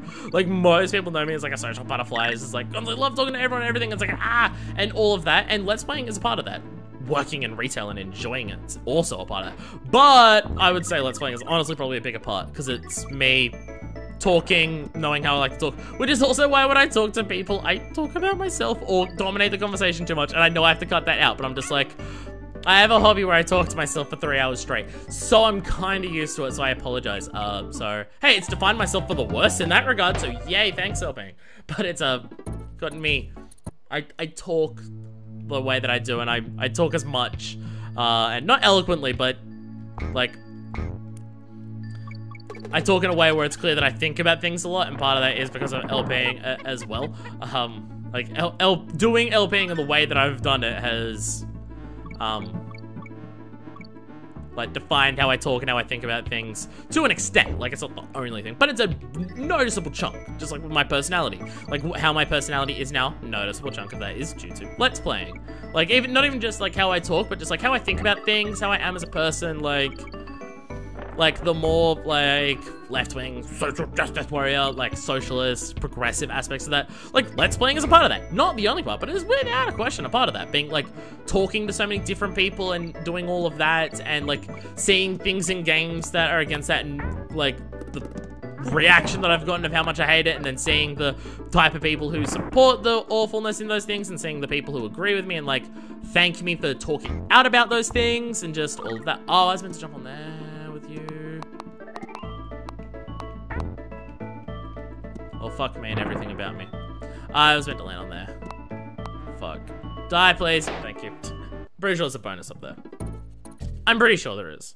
So yeah, like, LPing has, like, Let's Playing has been a defining aspect of my life. Not the only part, but a noticeable chunk. And Kingdom Hearts 1 is a big start to all of that. So Kingdom Hearts 1 is an important LP for the version 2 mythos, which you should understand perfectly.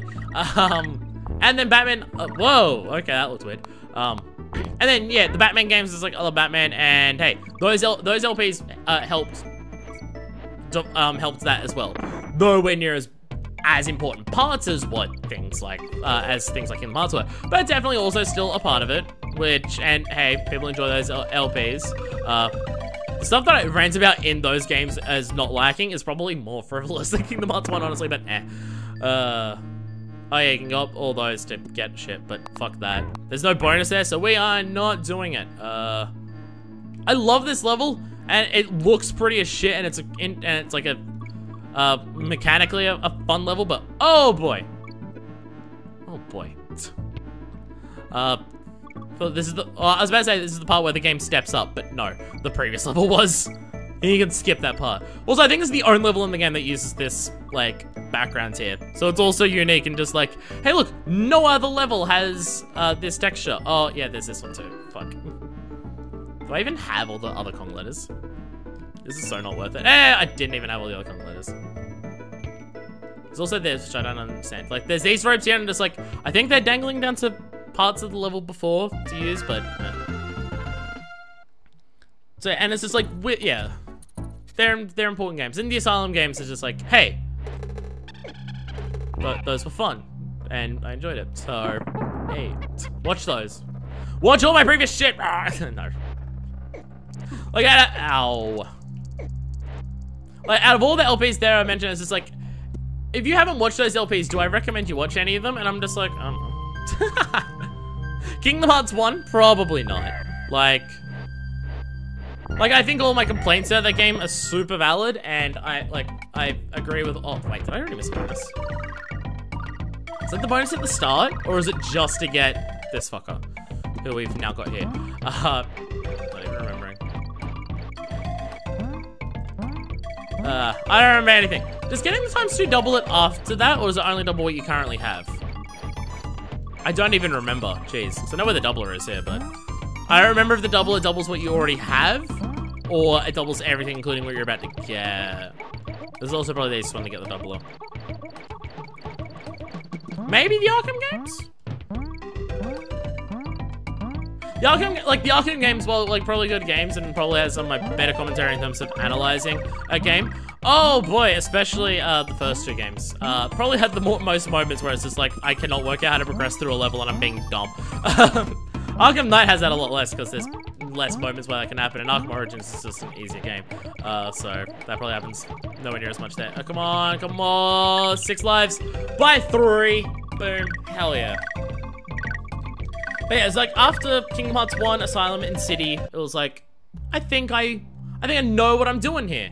And it also took forever for that to even finish. Because it was like, hey, I think I've already fucked up, like, getting the bonuses here. I'm pretty sure we need espresso for the next bonus, and there's an espresso at the start of the level and at the end of that bonus, and I didn't get the one at the start of the level, and didn't get the one in the bonus because I got the token in there. Espresso's over here, right? Yeah, there's an espresso here. Yeah, I couldn't remember if this is a bonus to espresso or not. But at the end of that bonus we just did, where we shortcutted out of it because we did this, there was another espresso in there. Ow, ow. Fuck. Well, at the end of this bonus, there's an espresso, and we need espresso to get to the next bonus. So we need to do this. Let's just not aim for the middle. Wait, nope. How fucking high up did you shoot me? Jesus. Yeah, and Kingdom Hearts 1 took so long to do because it's like, I started it. And then it was like, hey, the HD collection's announced, and my PS2's broken. Let's wait for the HD, well, not the HD collection, but the HD version of Kingdom Hearts. I was like, oh, let's do that then. It's like, hey. And so that took forever to do. And then, so by the time that was all said and done, it was just like, hey, we moved on to Pokemon X, the Nuzlocke playthrough. Hell yeah. Fucking Nuzlocke of Pokemon X, where we met Hawlucha. That LP, like, probably worth watching. Like, I remember a lot of good moments in that, and it was also a Nuzlocke, so it had, like, the emotional impact of moments too. So that LP is probably worth watching. The Nuzlocke one's probably pretty good. Don't blame me if you start watching it and it turns out that it's shit. But yeah, Pokemon X Nuzlocke, where we discovered Hawlucha, and that moment was fucking great. That episode is literally called the best episode ever, because I discovered Hawlucha, and I got to catch Hawlucha in a Nuzlocke. It's fucking great. Oh, it was so good. No, that LP was fun. Also, the first LP that I did with the capture card. The 3DS capture card. Something which I went on to use nowhere near as much as to justify how much I paid for it. Alright, where's the next bonus here? There's another one and I forget where the fuck it is. I swear there's another bonus around here somewhere. I thought there was. And it is possible I'm losing my goddamn mind. I'm gonna go through this and No, I did get them all. I was thinking there was one more after that required a barrel, but I don't know what the fuck I was thinking of there. Whoa. Before I do the final boss, I have to actually check if I've got full percentage. I'm not gonna go through all this and then miss out on 100%ing this game. Oh, no, that's what you took in. Oh, yeah, character book chase. This level's awesome. Bloop, bloop, bloop. So yeah, the Nuzlocke run's pretty good. I really enjoyed that LP again because I haven't watched it since. Or have I? Was Nuzlocke one of the ones I rewatched? I kind of want to say it is, but if so, it's still been so long ago that it's hard for me to say. I think I rewatched it. So it's like the LP itself was so long ago that the rewatching of the LP, if I did it, which I think I did, but I'm not sure, would have been so long ago that I don't even remember it. But good LP. From memory, that's one of the ones. That's like, yeah, that one's probably pretty good. The Pokemon LPs in general probably just pretty good. Like the Pokemon LPs are just like they're blind. Like I do the Pokemon LPs blind, so there's a bunch of reacting to do, and because they're Pokemon games, it's just like me having fun. Like there are certain blind LPs where it's just like this LP is like me having fun discovering all this new shit and analyzing the fuck out of the game, which can also be enjoyable.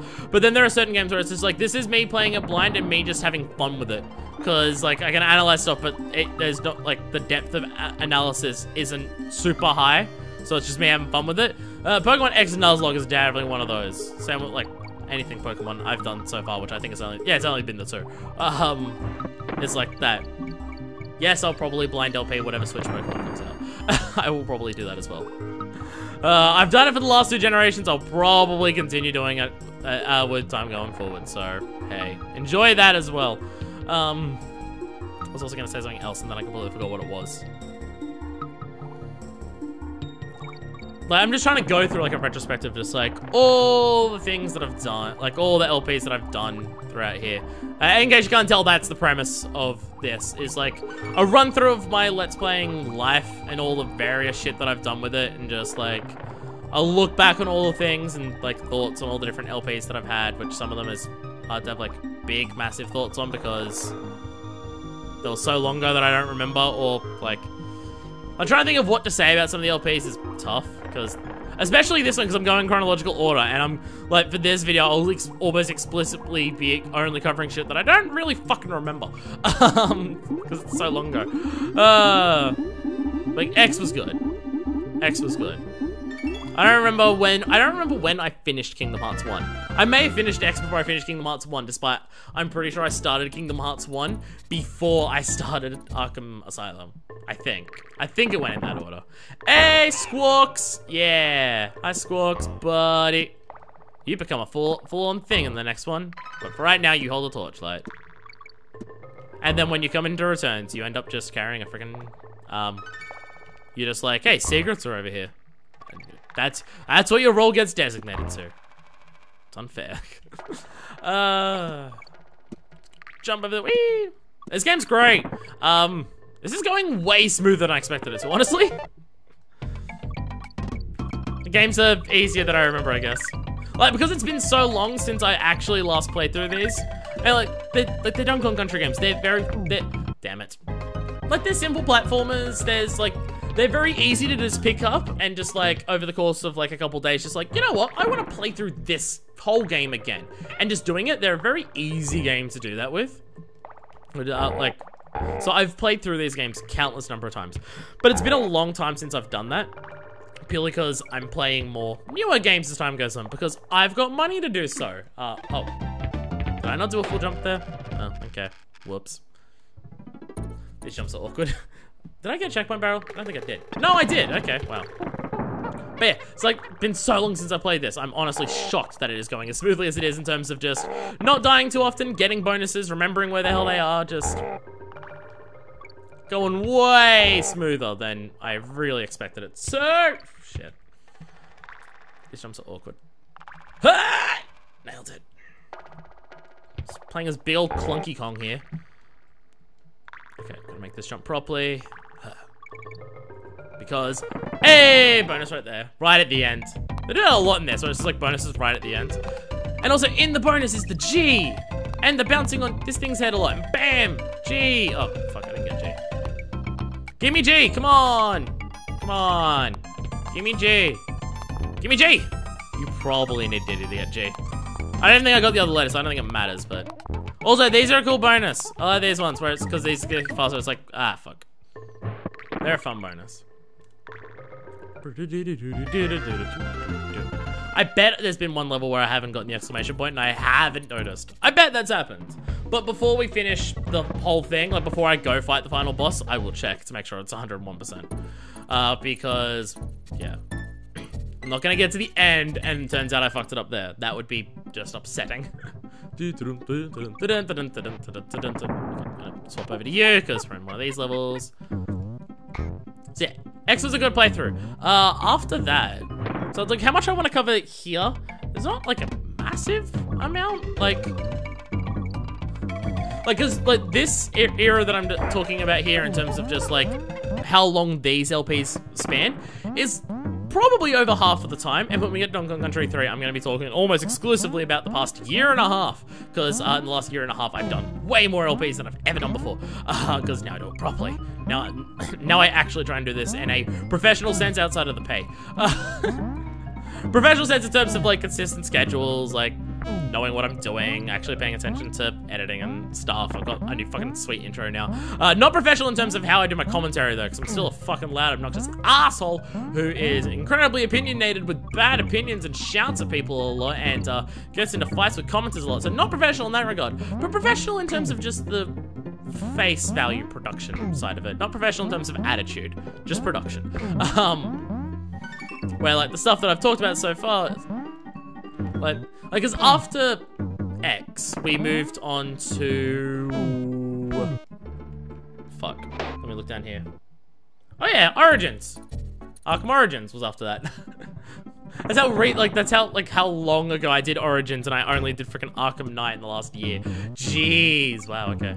I hope I don't need Winky for the next thing. I'm pretty sure I don't. I'm pretty sure I can use a tire for it, but it's more difficult and annoying too, so. From memory. But, is it? No, it's not here. No. No. Yeah. Awkward jumps. Bodoink. Boink. I forget where it is. And I'm worried I've already missed it, but yeah. Or is it here? Actually, yeah, it is here. Because you go, ah! Yeah! And just don't even care. I don't want those things, they take so long. But yeah, after Arkham Asylum, Arkham City was Arkham Origins, which, like, not a game that had like a super defining impact in terms of how I do LPs, because like there are a bunch of LPs where it's just like, no, they don't have a defining impact. But they were just kind of along there for the ride, where like a lot of the ones I was speaking about then had a very defining impact, but that's because they were at the start. Wait. No, it did have it. Again, I'm really worried that I'm gonna get to the end of one of these and I'm gonna fuck up and miss one. I can fucking feel it, because it's gonna happen. And then we have to just be like, oh, so let me just go back and get this.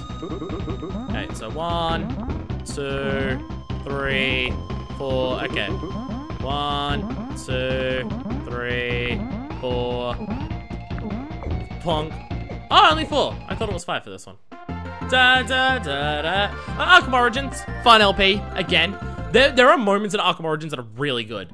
Like, that is a game that, wait, does it tell you the thing over here? No, it doesn't tell you the one for the hub worlds of, did you get them all? I know it doesn't in the later games, but it doesn't in this one, so I can't go check. Unless I have fucked up a level in all of them, which is also possible, I guess. What was I saying? Oh yeah, Arkham Origins, yeah, so Arkham Origins, like, being not made by Rocksteady, and, like, there's, like, the whole, like, it, like, uses the same assets as City for a lot of it. It's made by Rocksteady. It's a prequel that, again, focuses on Joker. There's, like, the whole fake out with Black Mask and Joker, and it has such an overloaded cast of villains, and it's just, like, it was ignored in a lot of aspects, and it's also, outside of Arkham Knight's, initial release, on PC, the buggiest and, like, worst performance-wise out of all of them. I had the most glitches in that series by far. There are some fucking stellar moments in Arkham Origins, though. There are parts of it that are, like, are not great or anything. Like, there's definitely parts of that. All the Arkham games have that. But there are parts of that that are stunning. Oh, also, this is important. This bonus is important. Fuck, and I've already fucked it up. I ruined everything. Fuck. This is the most important bonus in the game, and I have to do it again. I don't even know if I can without dying. No, I gotta die for it again. Fuck. Okay. Where's the bottomless pit? Slash, is there a halfway point barrel that's right up here? There is. I can't get back to it. Let me die. Let me die. It's a very important bonus. I have to actually complete that one properly. It's the best hidden secret in this entire game, by far. Is it well hidden because it's bullshit? Yes, it is. Is this probably why this game has 101% as 100%? Because it's like, the extra 1% is for the really hidden shit? Yeah, probably. Probably also that too. It's important. I'll get back to Arkham Origins in a second, how it's great, but... Well, not great, but it has great moments.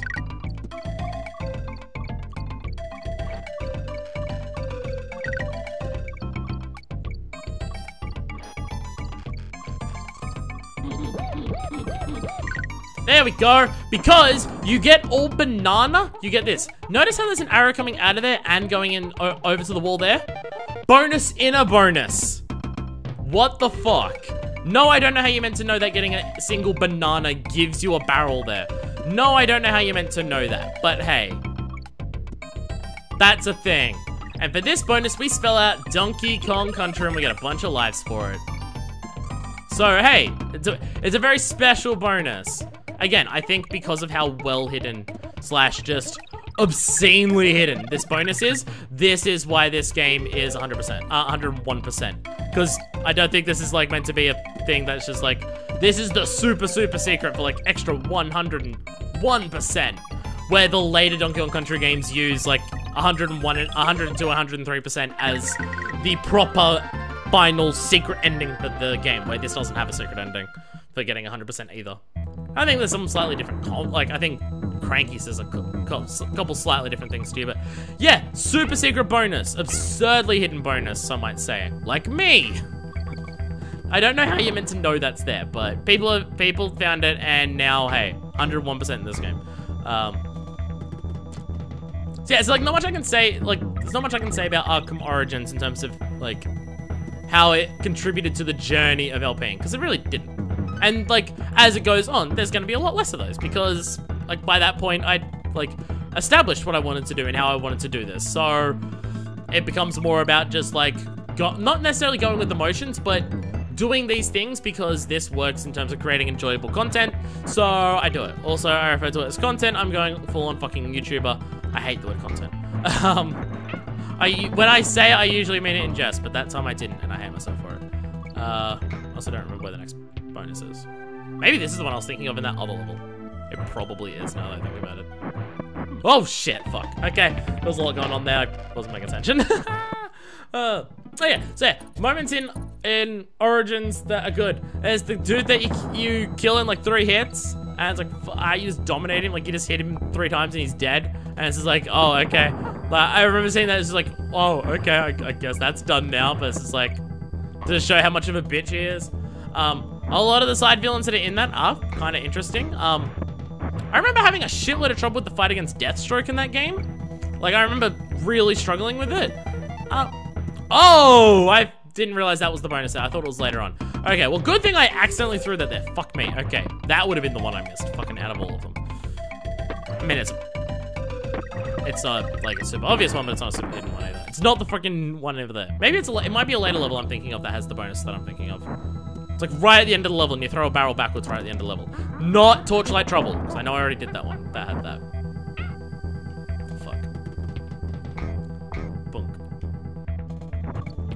Also, there's like there's a lot of platformers that fuck it up on this regard. Damn it.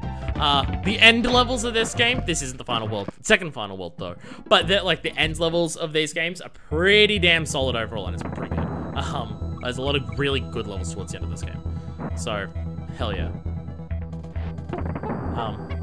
So yeah, like a lot of the villain, yeah. Back to Arkham Origins, the thing I was talking about. I'm getting sidetracked here a lot, which is, again, hey, what better way to celebrate my, like, LP career than by replicating my blind LPs the most that I can. Goddamn, I'm bad at killing these fuckers properly.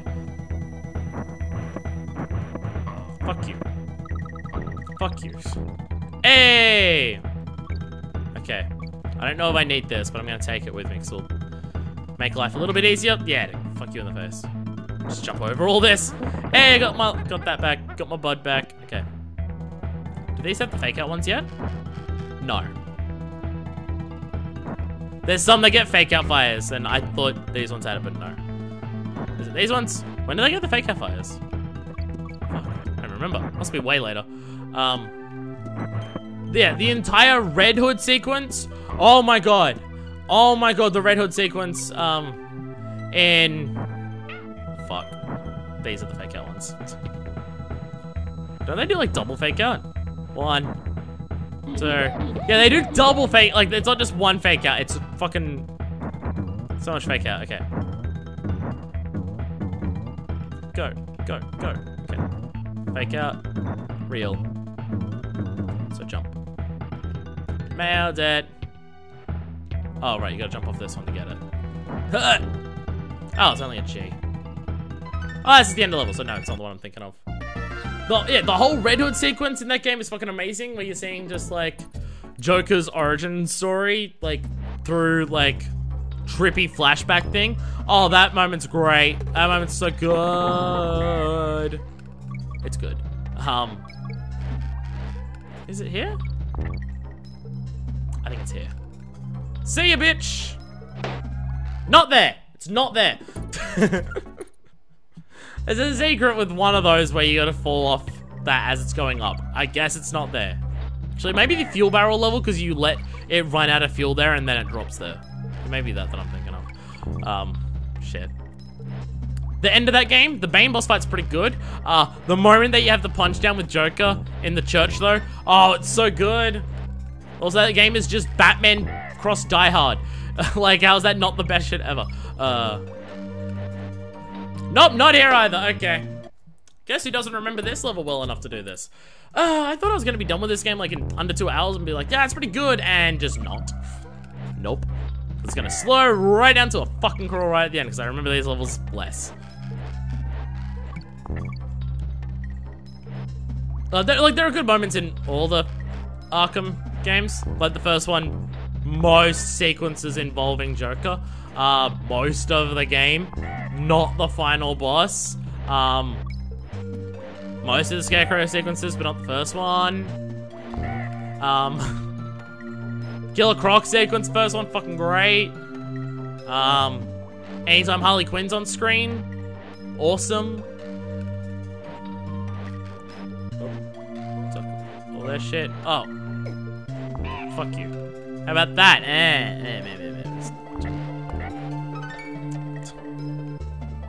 I'm gonna forget where a bonus is in this level, I can feel it.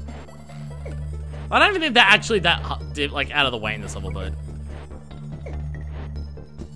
Oh, there's one. Okay, so... Hello. There we go.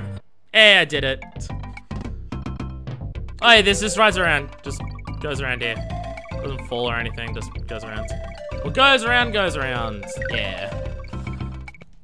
City has good moments. The ending. Most of the parts with, actually no, all the parts of Joker. All the parts of Harley.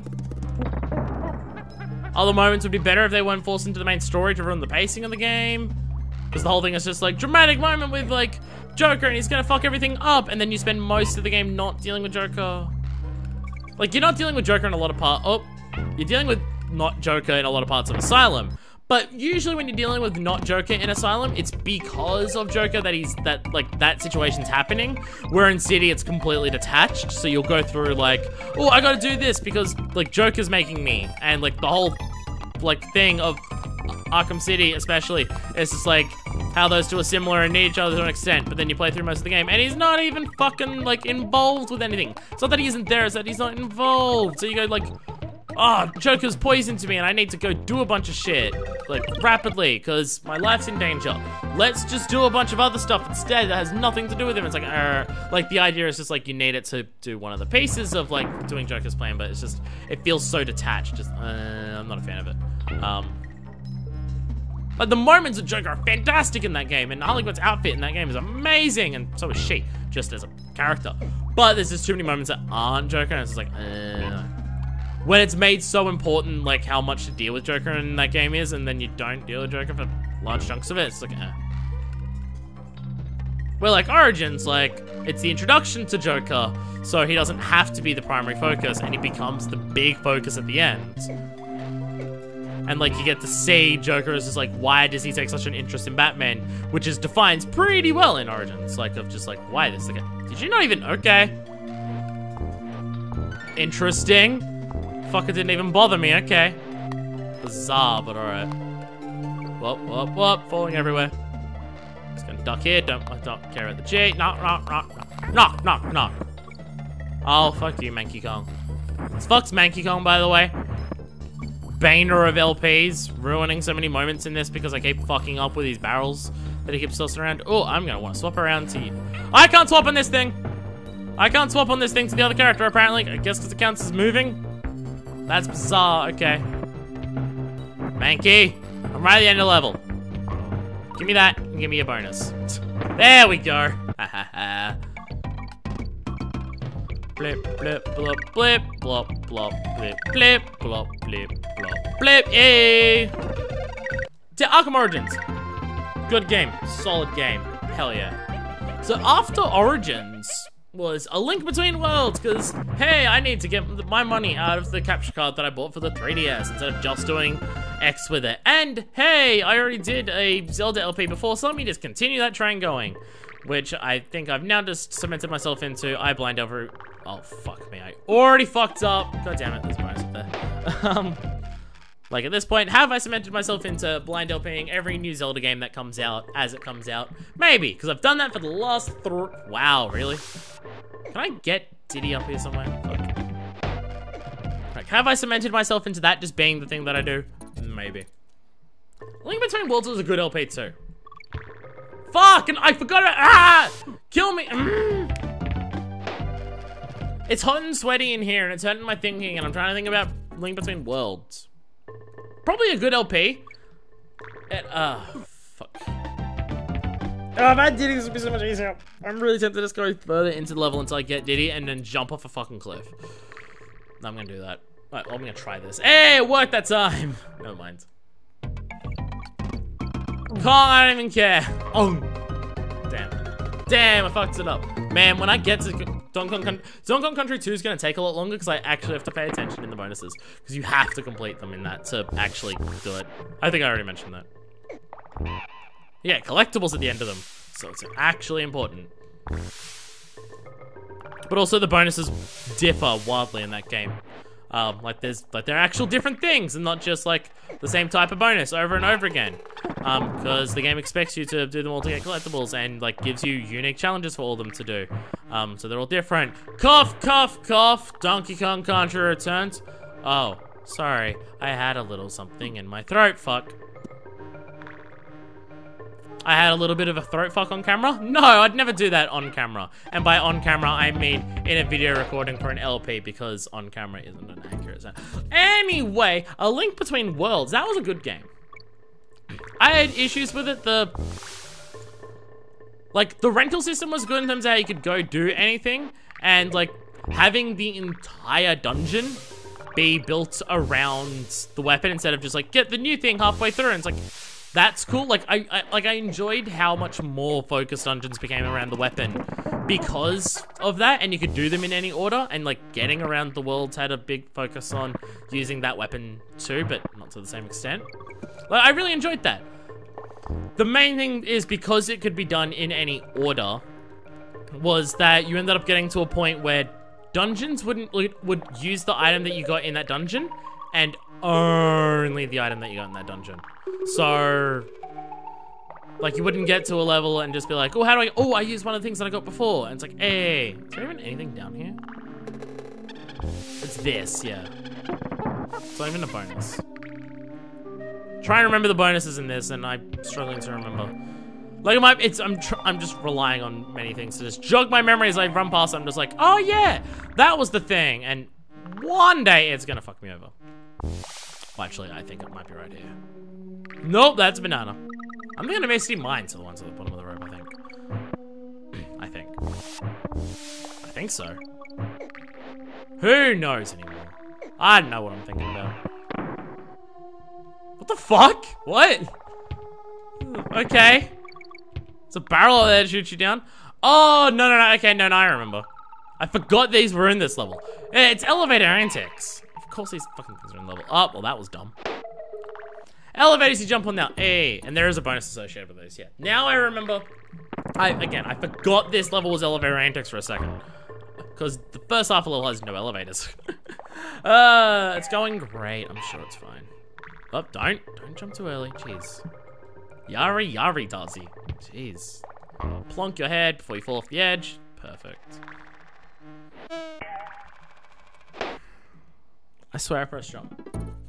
I know there are times where you can't jump in this after doing certain actions for a certain amount of time, so there is also that. But I pressed that, and that I thought I'd land on its head, and I didn't. It's all right towards the end of this, of course. I mean, the end of the game is harder, so it makes sense, but just... No, do the whole game perfectly. No deaths, final destination. That's not how that saying goes. I'm a little bee.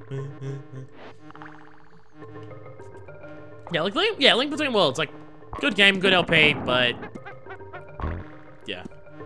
As with most games, I had an issue with it because I am finicky enough to find a problem with anything that I enjoy because I just love ruining things for myself. Is the general premise that you get into here.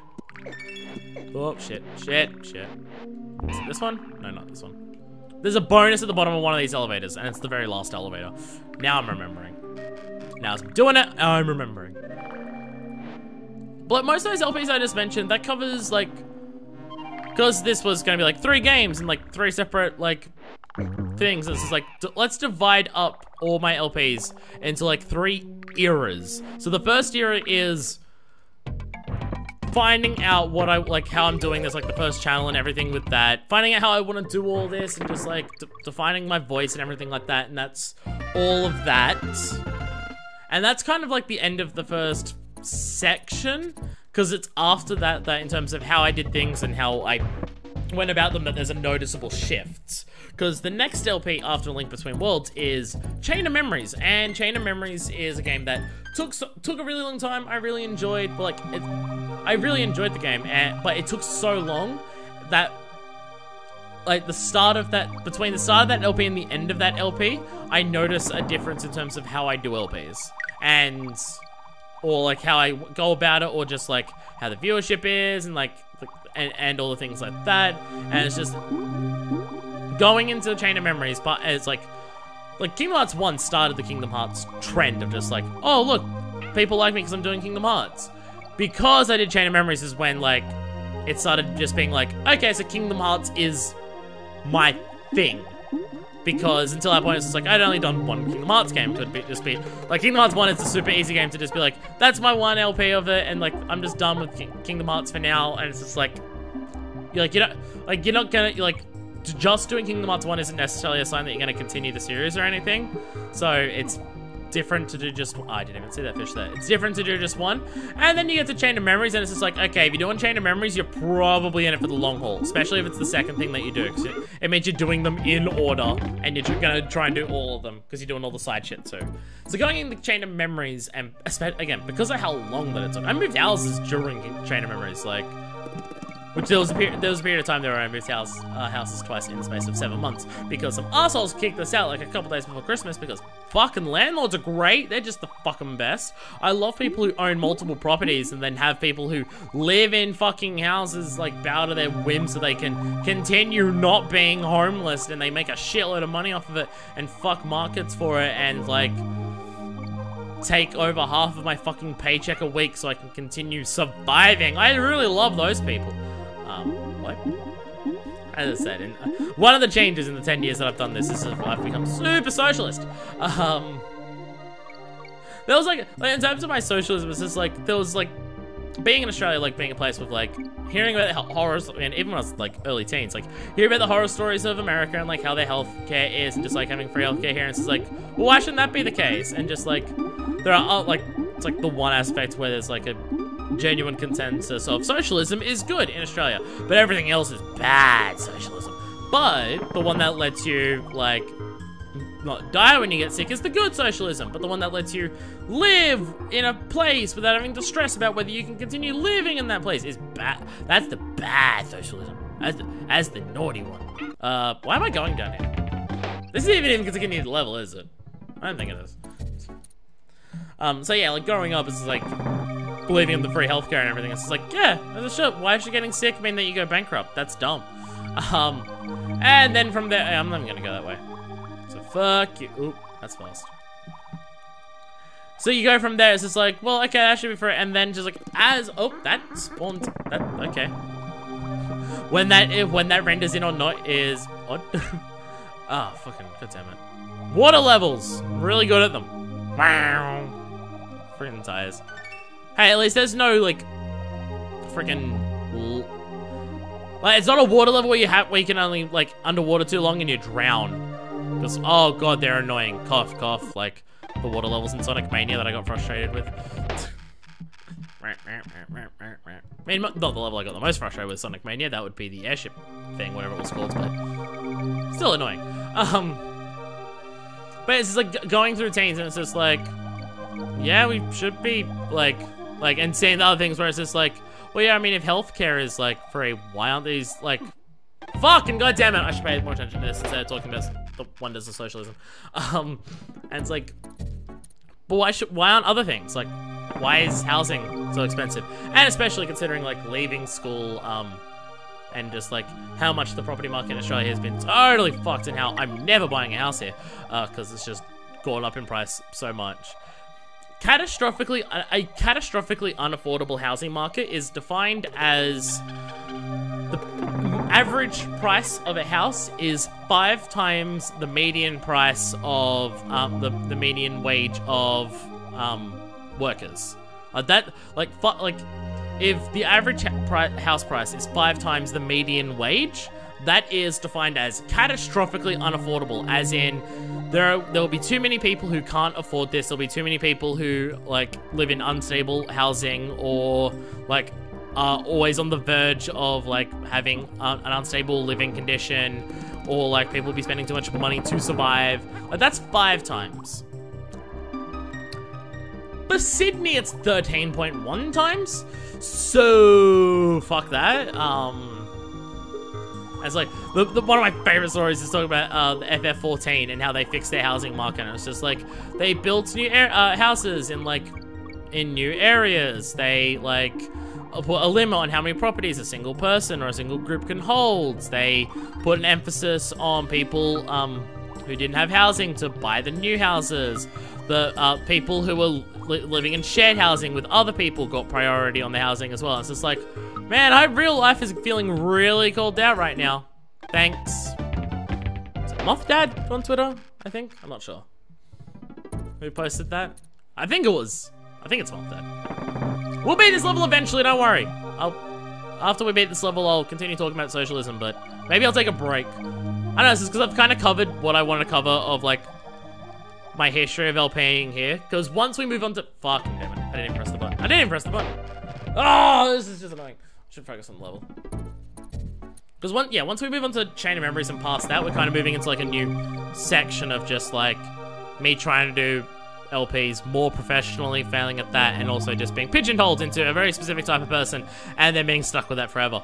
And then the third era of me going full-on professional with it and trying my best to escape that pigeonhole that I have stuffed with pigeon by my own doing, and then failing miserably. Aha! It's great. Yes, I'm wording all these in the worst way possible for humorific effect. I don't actually believe that. Well, I mean, I definitely believe I pigeonholed myself, because I have. But that's how you get success, by having a niche and sticking to it. And my niche is, one of them's not, it's a niche that is super popular, so it works, and the other one is a niche that really works with my commentary style. So it actually works out fucking fantastically. God damn it. So, I mean, good and bad. But yeah, like, back to wonders of socialism. Like, I wasn't a full-on socialist in high school. Wasn't even a full-on socialist, like, first leaving high school. But the hint of it was always there. And then just realizing, like it's like, socialism's good in this aspect, but nah, it can't be done here. And then realizing that I'm just lying to myself or believing lies other people tell me. It's like, no, it would make more sense for it to be there.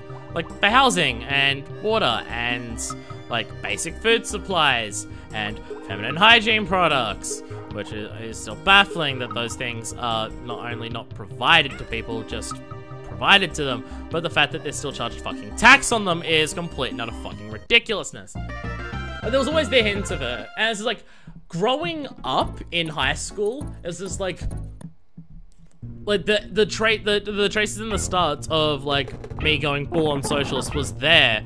And then people would try and, like, just be like, I'd say, like, these are the things that, like, I think these would make sense, and just, like, to me, this makes sense. It's like, what is that? I don't know what this is, because it wasn't a common thing. It's just like, I believe in these things, but, like, no one talks about that. And, like, that's not on the news. It's not in the people I know. It's like, what is that? It's like, I look onto line to it. And then, like, the first things where it's just like, do you believe in these things? It's like, yeah. It's like, that's called libertarian. I'm just like, oh, okay, that makes sense. And then as time went on, I realized what libertarian, how drastically different that is to socialism. I'm just like, wait, what the fuck? No, that's not me. Who the fuck told me that? Like the premise of just, like, people should have the, be able to do what they want, right? And it's just like, yeah, definitely. And it's just like, and people should be, like, people shouldn't be stuck in, like, situations so they can't do what they want. Like, wait, was there a bonus down there past the end? No, because there's 3 in this level. I know where they all are. There's one there and there's one at the end. No, it's fine. And it's just like, people should, like, you believe people should be able to be free to do what they want, right? And it's like, yeah, and it's just like, you don't believe that people should be, like, told, that they can't do something, or people shouldn't be put into situations where they're unable to do what they want, right? And I'm just like, like, yeah, like that makes sense. And then it's like, you believe that everyone should be able, like, have the right to live a free and happy life and be able to enjoy all the aspects of life, right? And I'm just like, yeah. I was like, yeah, these seem all pretty freaking basic. And then it's like, that is libertarianism. I'm just like, oh, okay. I'm glad that I have a name for it now. And then as time went on, realizing how much libertarianism is like worshipping the free market, and just like what libertarianism defines as free is being able to free to like do economically whatever you want, as opposed to like John Oliver used to describe right wing versus left wing. I am using here to describe socialism and libertarianism. Like both believe in freedom, but the libertarian, like the socialist freedom belief in freedom is freedom to, like, people should have the freedom to pursue what they want, to be able to do what they want. To be able to do that, everyone needs to be able to guarantee that they can't fall into a position in life where they can no longer do those things, which makes sense. And it's just like, I believe everyone should have the freedom to do what the fuck they want, as long as it doesn't infringe on other people's right to do same. And also, for people to be able to have the right to be able to do what they want, they also need the ability to be able to do what they want, which is why social safety nets, like people not using economic forces to screw over other people, should be things that are in place so people can use their freedom by still being able to do all the things that they want to, because the effects of society and markets and everything and whatever aren't stopping them from doing it by locking them out of it. And then it's just like, yeah, libertarianism doesn't believe in that at all. Where libertarian is more freedom from. Like, socialism is freedom to be able to do the things that you want to by not having, like, things preventing you from doing that. Like, freedom to do those, freedom to be able to, like, live life, free in judgment, which means erasing the power structures, that have the inherent biases in them that are so incredibly prevalent in society. Where it's just like, libertarian is more so freedom from regulation of people being able to tell you not to screw over people. Freedom from having to listen to other people and listen to their demands of not wanting to be fucked over in life. Like, I know that's not the exact core principles of what it is, but John Oliver, sorry, not John Oliver, this was John Stewart, sorry. John Stewart used that to describe the difference between left wing and right wing, or specifically American liberals versus American Republicans, which I'm applying here to socialism and libertarianism, but hey. Like, I was told through high school that what I believed was libertarian, so I was just like, yeah, I guess I'm libertarian. And then after high school, it's just like, no, this is what libertarian actually is. So you're a libertarian, right? It's like, cool, you support these things. I'm just like, wait, no the fuck I don't. That's fucking awful. That's literally the exact opposite. And it's like, no, but you said you believed in these things, right? And I'm like, yeah, but what you're saying isn't those things. And so I was like, fuck that entire train of thought. Like, people told me you're, like, is it here? Oh, fuck, it might be further up. Chase this thing forever. Is it here? It's here. Bang in there. There it is, there's the bonus. That's the one I was thinking of where it was right at the end of the level. Oh, also look at this one. I love this one. This is great. Hey, got it. And hey, look, a retrospective look of, like, my 10 years in Let's Playing. And look at what I do. I start ranting about socialism again. Thank you, Donkey Kong Country. You sparked this topic of conversation. Some of the fucker. So I want to talk more about the Let's Playing history, but that gets started into a whole new section, which, like, the bits in the next section relate to the other bits in that. Like, that's the thing, it's like all the LPs that I just spoke about, like, there's some element of relation to them in a lot of ways in terms of, like, how I went about it or what it did for me in terms of Let's Playing and everything like that. They don't have as much connection to the next things that the next, like, LPs, where a lot of the next LPs have connection to the next parts of that. So I don't want to, like, because I'll start discussing the next LPs and, like, the next things that I did for the channel, and just be like, all right, you gotta roll into these fuckers. And it's like, but they connect more to later LPs as well, where, so I don't want to start talking about those now, because I'll be like, this was Recom, and this is what Recom did, and just, like, all that stuff, and it's just, like, and then mentioning other later LPs as well, just being like, these connect to Recom, that thing that I spoke about in the last game, but, hey. Because there's also the thing of just like, at the time of recording this, because I don't know how long it's going to be, I don't know whether this is going to be a video for each game, or whether it's all going to be one really long video. It really depends on the length of how long all these take to do together. So I don't actually know that, so I don't want to start a topic of conversation in one video and then have it continue into the next by connecting LPs together in case they are separate videos. They may not be. It really depends on how long it takes to build through those. / can my computer render a 9-hour video?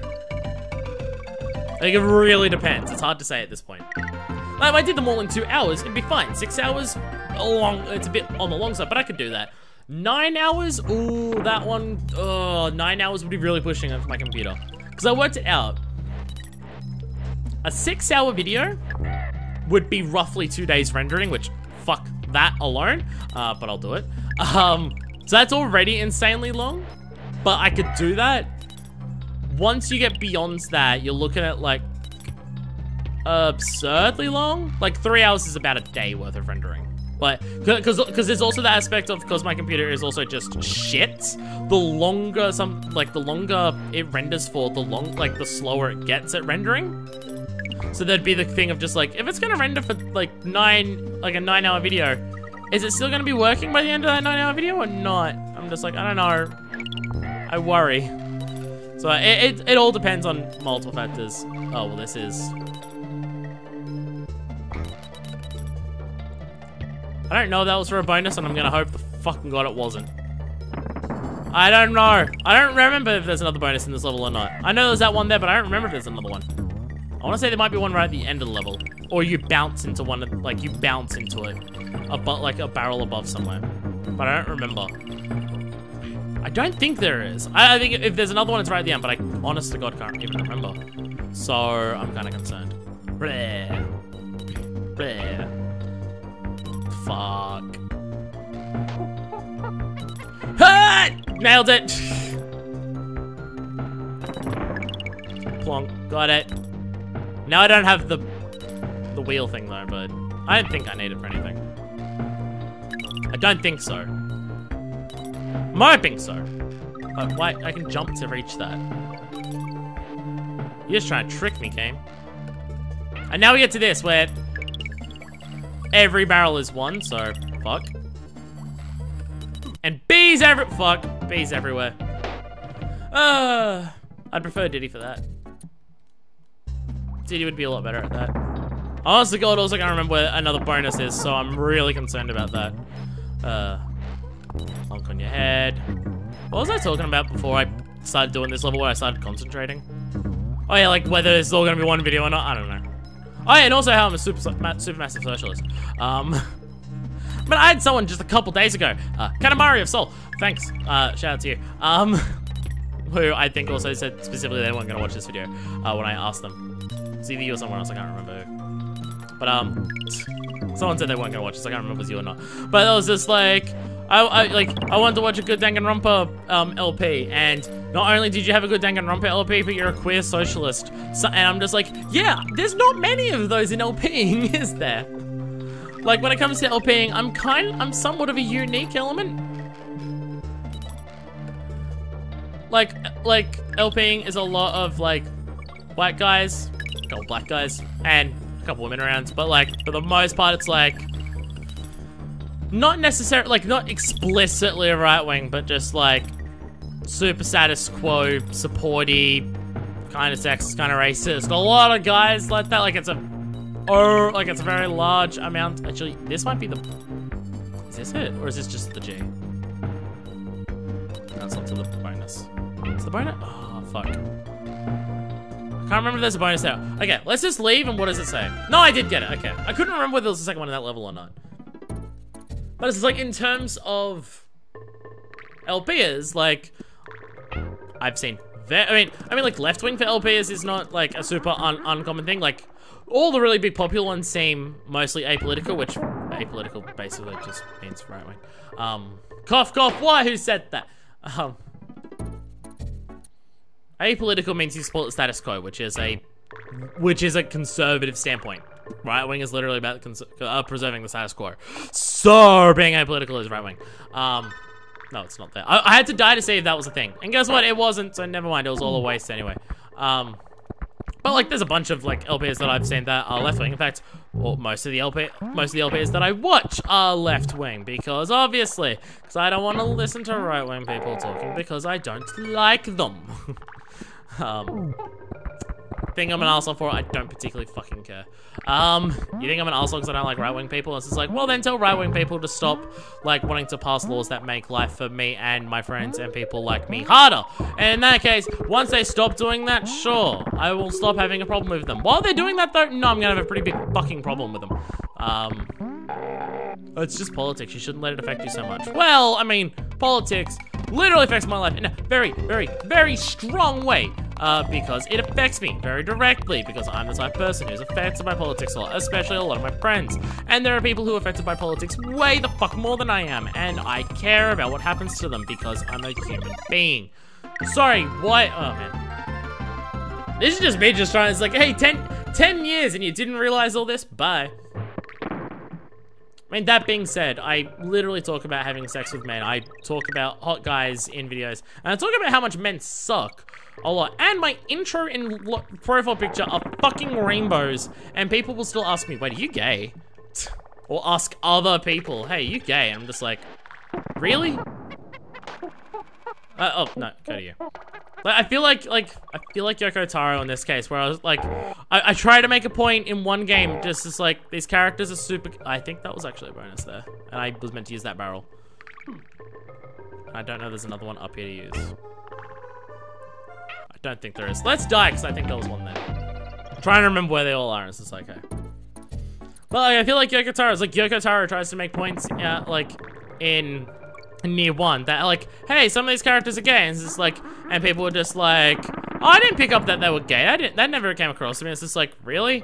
Like, guy having feelings for another guy you didn't pick up as that character being gay? Huh. Strange that you didn't pick up on that. Oh, it's, okay, I thought we were up to where we were up to before, but no. Just die. Okay. I thought we were up to the next thing.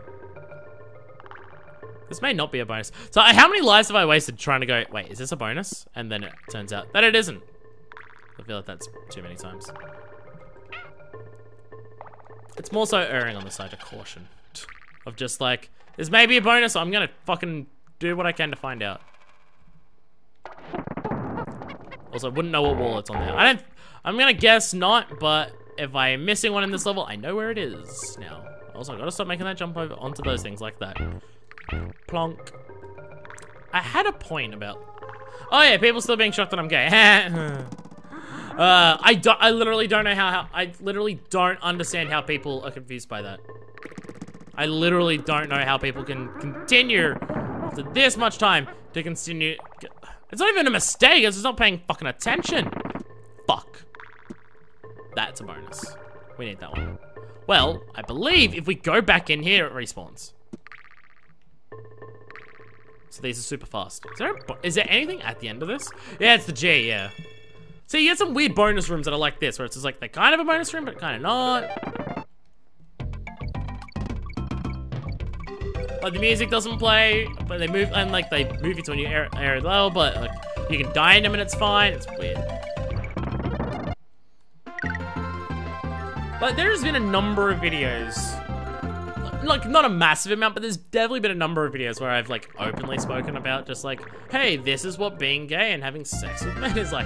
I've openly done that in videos, and, like, I've had, like, videos where I've spoken very much about, like, the bisexual, pansexual aspects of me, like, fairly openly, and it's, like, mentioning the open relationship aspect of me, because I'm in one, and just...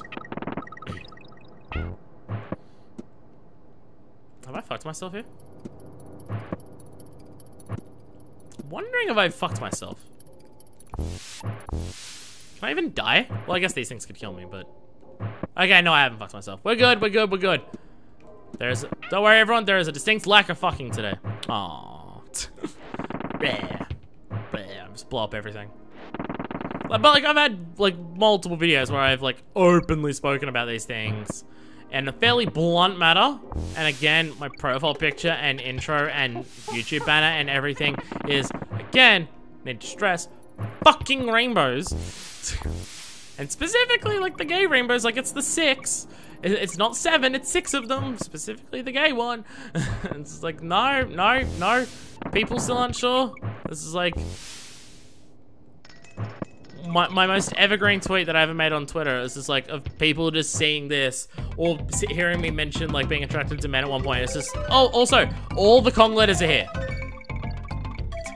They're all here. This is weird. Hey, Kong and Espresso, who is not super useful for this level. I don't think you need Espresso to get to the next bonus. I remember where it is. Pretty sure it doesn't require Espresso. Bye, Espresso. I'm positive I don't need you, so I'm gonna go ahead and not care. Oh, I think that was a bonus. I think in that little alleyway thing, that was a bonus. No other. Okay, I'm just gonna die now.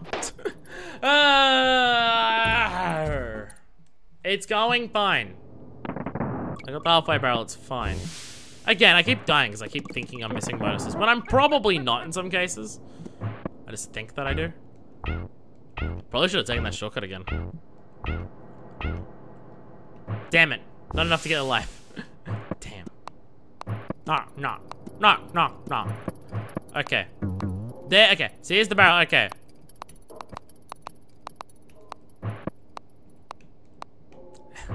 That's the tricky part of it there? Yeah, there it is, yeah. Is jumping over that, because colliding with the barrel counts too. Colliding with the barrel will explode it, because it's hitting an enemy, so it's like, you gotta jump onto it, but don't let the front of the barrel hit the thing. It's like, ah. Ah, fuck me. But like, also the videos where I've just straight up openly said, it's just like, I'm a pansexual, transgender, poly relationship vegan. Just like, how are you surprised I'm left-wing again? How is any of this a surprise? Like, my freaking, what was it? Twins, my Pins tweet on Twitter for like a couple weeks there, because I came up with it was awesome as of the, I am the very motto lover, modern age millennial, I'm bi, I'm trans, I'm vegan, poly, also quite political. Like, that was my pin tweet for fuck's sakes. It's like, god damn it. But no, people are still shocked. People are still like, Legasp, you like the sex with the men. And I'm just like, well, I like sex with dicks. Physical ones, not ones. But there's also the idea, it's just like, I talk about how hot men are and how much I hate them. That's the gayest thing ever. God, men suck. Ugh. That's a whole separate topic, but... So this is what happens when I don't have the LPs to talk about. When I finished going through all the LPs. Because, like, I finished discussing all the LPs I want to discuss about now because would get onto a whole new thing if I started to keep going. This is what happens. I immediately default to my topics that I usually go to for LPing. Socialism, left-wing ideologies, and being super gay kind of thing. I say super gay, but like, I've slept with a lot more women than men. Like, I've slept with a number of men, but like, and that number isn't 1 or 0.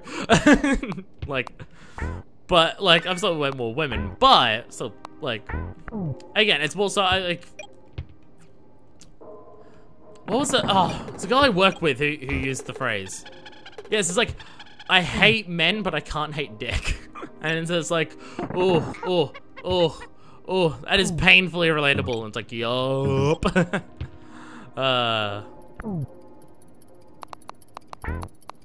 Ow.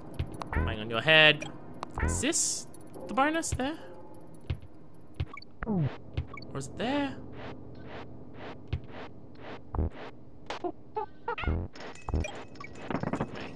Fuck me! Fuck everything! Die! No, I need to get that barrel and backtrack. I was planning to switch to Diddy because Diddy holds it in front of him so it wouldn't immediately bump into the thing above me when I try and turn the lights on, carrying me home. Nah. But then I got fucked by everything. Fuck. Doink. I feel like I had a sentence before I was worrying about that. That I hadn't finished. Specifically a sentence I hadn't finished. Can I get hit here? I hope not. Fuck me. Well, that killed you at least, so... Now I can do this without too much worry. Fuck, it hit too high. Die! It may even be on the other side. It may be past this. I just think that it's the... Again, I'm paranoid. You're just being paranoid. Freeman's Mines. Does Freeman's Mine count as an LP? No? Okay. Freeman's Mine's also something I super watched when I was getting into LPs that kind of encouraged me to do it. Not in the same aspect, but like similar things. Fuck me. Having the hardest time jump. You know, maybe I should jump up and hit that with the fucking... Oh, god damn it. Oh, kill everything. Did I not kill them both before? Or did one jump off the ledge before I got to kill it? I should jump up there with DK, let him fucking die there, and then come back to you. Ugh. Kill everything. Probably easier to try. Actually, no, 'cause there's all these. Yeah, one of them didn't die. Fuck me. No, now you're gonna die. God damn it. Well, okay.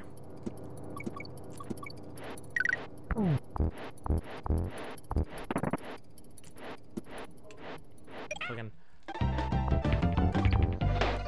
This is just infuriating now. Arr, arr, arr. You be fucking me up me arse in a bad way. Arr, arr. How be people be shocked me be gay? Arr. Also because of the whole transgender queer aspect of me. The whole idea of it's only gay if I sleep with men doesn't really work anyway, so hey, I can still... it's still gay if I sleep with women, because that just means I'm a lesbian at that time and point. Hey, it still works. The system works. Well, I mean, I guess I killed it. I killed it as it was falling towards death. Why am I getting, like, there's particular just ones that I'm just getting stuck on. Not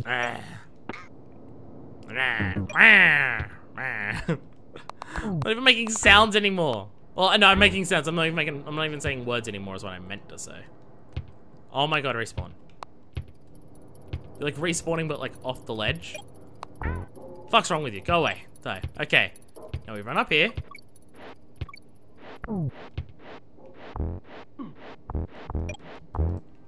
There we go. That's so difficult. Apparently so. Watch it not be here. It isn't even here. Okay, cool. Wait, is it back here? No. There is a bonus to do with this. I just don't remember where it is. Maybe it's one of these. Might be one of these. Might be this one. Fuck. Wasn't there? No, there it is. There it is. It's there. It's there. It's there. It's there. It's there. It's here. Yes! Okay. I'm not crazy. I'm just a little unwell. I know. Right now you can't tell. I don't want that, so I'm just gonna die. That might be the third one. I want to... I'm doing 100%, but I'm not gonna show off everything. I don't want to do all those. And I'm pretty sure I mentioned it before. It's like, it's an interesting, like, thing where it's just like, let's LP an entire game at once. Hey, hardly talk about the actual game that I'm LPing for most of it, because I'm talking about other LPs. And it's this whole thing. Oh, god damn it. Fuck, it's so long. I mean, I don't have to get the bonus anymore, but still, it's so much level. Ugh. Shit. It's the second last level, so... Not including bosses, it's the second last level, so... Like, it should be. It should... Like, so this makes sense. So, it's fine, but... Still. I appreciate how glowing you are, so I can always see you. Like, I think the idea is... I'm just not even gonna bother. Huh! Nailed it. Also, these jumping claptraps. Oh my god. Jumping claptraps. Fuck me. Oh, we saw them in a bonus before, and now we actually see them here. Also, I think in the like this is the only level that they appear in that isn't a bonus, and because of the way the lighting is in this level, it's not until once you see them in the bonus that you realize, oh, they're purple. Like, I also appreciate this level's like enough of a dick to just be like, you can still see things while the lights are off, but I mean, not very well. Like, you can see the general area that things are, but you can't see the outline, so you may still fuck yourself up with hitboxes kind of thing. Oh, hey, free bananas. Jumping claptrap right at the end, of course. Like, that claptrap is only there to be a douchebag. It's the only reason that it's there. It's like, I'm gonna get your claptrap. I don't know why I keep going for the pirate voice. Pirate game is the next game. Okay, 96, I'm worried I've missed one. Unless the boss, actually, does this boss count as a percentage, or is it only levels? If the boss doesn't count a percentage, then I have missed one somewhere. I mean, I can just go back to levels and see which one doesn't have the exclamation point, but... Blonk. Oh, no, I fucked it all up. I really should have been paying more attention to whether I actually got them all as I was going along through the game, but, well. You win some, you fuck some up royally. And you, my friend, are fucking up royally. That's a reference to... something. There's something, and then there's fucking up royally. And you, my friends, are fucking up royally. I can't remember what that's a reference to. Fuck, I can't remember it. Shit. Also, there's a level where it's just like, hey, you're gonna want to use DK, because most enemies here either are much easier to kill with DK or can't be killed with Diddy.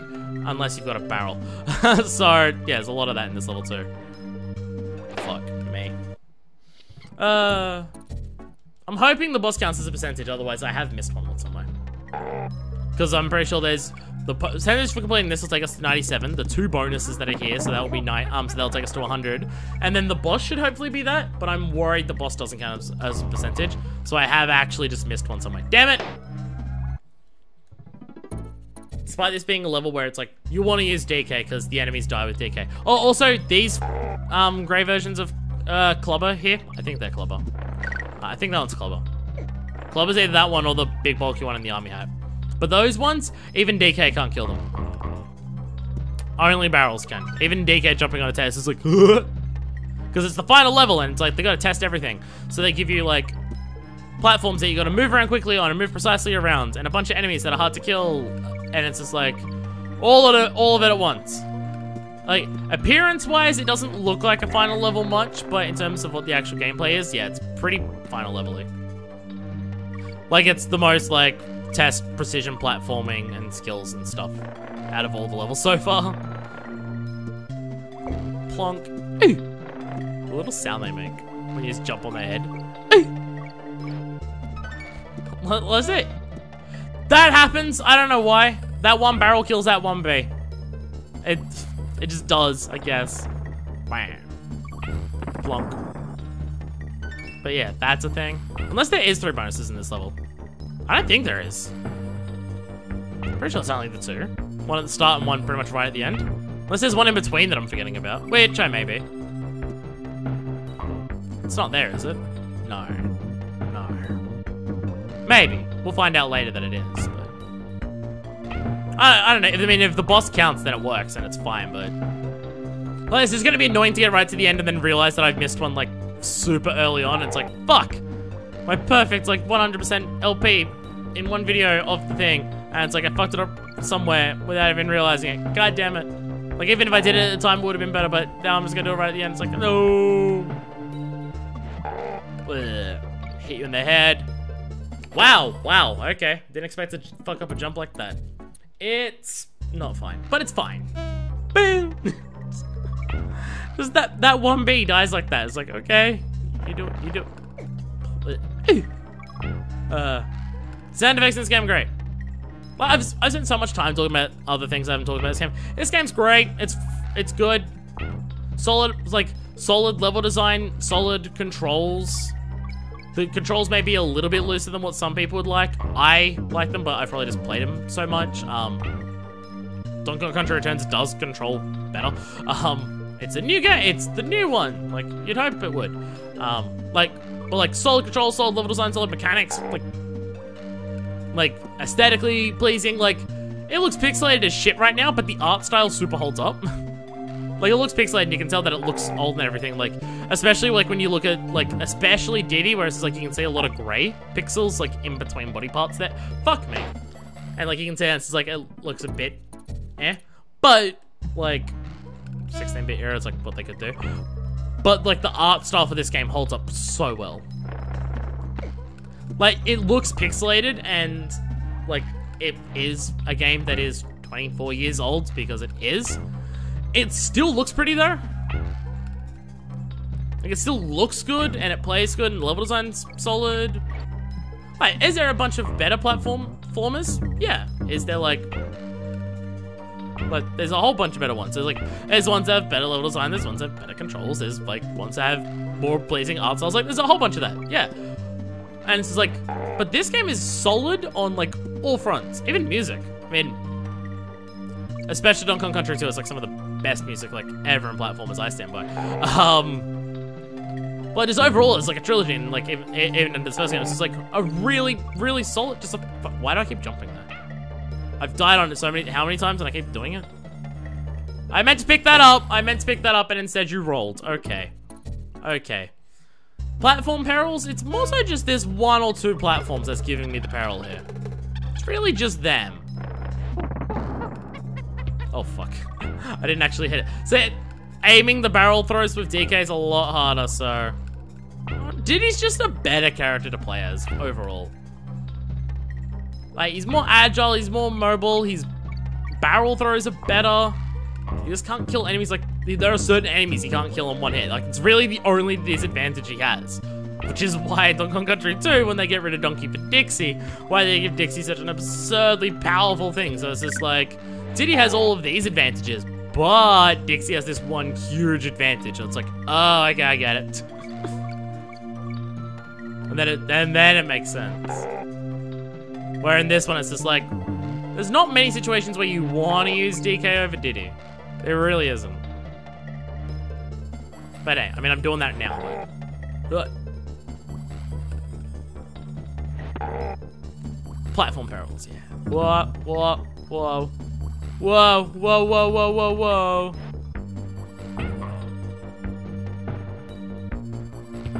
Hey, it is here, hey. Yeah, because there's this one bonus right at the end here. So where the fuck have I missed one? If I've missed one. I'm hoping I haven't. I'm hoping the boss counts, but I don't know. It's not these ones, so again, don't want to waste time by just doing the things. I rushed through talking about the LPs too fast. Ah, well. As I mentioned before, what better way to wrap up, well, like, to do an LP that's a celebration to how long I've been doing this for, than to just do a not super great LP. It's representative of my commentary. Ah! Oh, this level. Fuck. Genuinely, actually, a difficult one. Like, you get the rhythm right and it's fine, but the rhythm's... Oh, fuck. The rhythm is a simple rhythm to mix up. Works well as a final boss for the, like, for the penultimate boss. It's a recall of a previous one, but hey, it actually steps up a fair bit. I mean, the bosses aren't great in this game, so hey, I'll take what I can get. Actually, the final boss is pretty good. Like, the final boss is by far the best boss in the game, and it's also probably, like, the one that's, like, really good, where the other, like,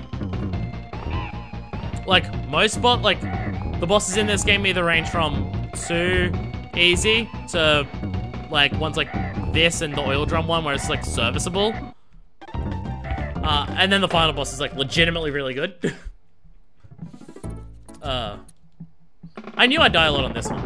Because again, it's getting that rhythm because of the extra nuts every time. And if you stand too far away, you just shoot them so fast. Like, if you're standing too far away and you're too far away at the time, it's just, they come flying out so fast! You can never outrun them. Bonk! There we go, okay. Oh, fuck, I forgot how many there was. Again, they did it! Damn it. 1, 2, 3. Oh, come on! Come on! Come on! Baby, do the locomotion. Makes no sense. Like, I say that a bunch, and it's just like, it's so dumb. Stop putting your heads up so high. It's harder to get to your head when it's up high. Come on. Fucking goddamn it, really? Like, I shouldn't be hitting the bottom of your beak so much, but I am. Bam! So when you put it down low, I can go to the last one easier. Bam! There we go. Okay. Fuck. Fuck. So the timing on the last ones is a lot harder. I mean, you could probably like try and stand at the bottom and dodge them, but jumping over them all is the best way to do it, I find, personally. Bonk. Okay. There we go. Okay. Ugh! Bonk. Oh, fuck. Gonna get you before you go off screen, yeah. Fuck. 3, 4, 5. Oh, come on. Invincibility ran out just the wrong time. It's going well. The end of this is going fine. There's the end. Wait, the end of the game. Going exactly how it should. Bam. 1 and a 2 and a 3. Bam. Hell yeah. Ah. Okay. 1. Fuck. 2. Fuck. 3. 4.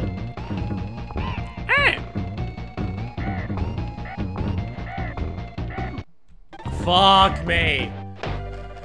I'm getting worse at this. Jesus. I'm getting my rhythm all wrong. It's the rhythm of the fuck me. Bam. Okay. Onto your head. Okay. Bonk. Okay.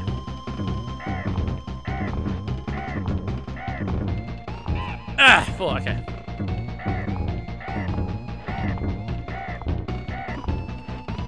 Fuck me. Hey! Use the little jump you get from cheated at the end there, but it's fine. We got it. Hopefully that counts as 1%. I'm gonna go back to Candies to check before I do the final boss. No Gangplank Galleon, we wait. Because I need to go to Candy to double check. Let me just double check these levels while I'm going past them. There you go. It's fine. It's fine. Got them all here. Okay. Please be 101%. The final boss isn't 1%, is it? 99. Shit. Okay. Okay. Now I'm double worried. Unless the final boss is the last 2%. Okay. We're gonna hop in here, double check all the levels. Fucking great. If I got them all, I got them all, and then the last thing will just be finishing it, but okay. Okay, exclamation point, exclamation point, exclamation point, exclamation point, exclamation point. Yep, okay, that's all good, okay. Yo, we go back in, okay. Funky, take us around. I'm really paranoid, because there's... Okay, yep, that's Candy, yep. Funky's Flats, yep. Millstone Mayhem, yep. Cranky's Cabin, yep, okay. Okay, go back here, okay. Let's go again! Okay, Vine Valley. Watch me just miss something, like somewhere dumb here. Yep, yeah. That's fine, it's fine, that's fine, okay. Usually don't hear this song go on for this long to hear this part of it. Wait, so that, no, they're not levels, okay. So they're fine. I think I did get them all. Maybe the last boss is just 2%. Maybe that's just how it is. Gorilla Glacier, yep. Exclamation, exclamation, exclamation, exclamation. Exclamation. I think I did get it all. Because in the other games, it's like you get items for it, and you need to use those items to even access the final boss. Or the final boss. So it's, you know that you've done it right. But okay. Elevator antics. I did miss something here. Motherfucker. And, no, I got everything else. So I just did miss something in elevator antics. Okay, let's go back here. What the fuck did I miss here? Fuck me. Okay. I got this, right? Okay. Yeah, I got this. What did I miss here? Shit. I got the 2. Where was the other one? It was probably one of the barrels hitting into the wall that I thought was a thing, and then gave up on thinking it was a thing when it was totally a thing. You fuck off. I don't think there's any others associated with the elevator outside the one at the end. But hey, this is the only thing we're missing one in, so I'm guessing the final boss does count as 1%. Or at least I'm hoping so. Otherwise, my 100% like playthrough of this is gonna be a wash. And just real fucking dumb, but hey, whatever.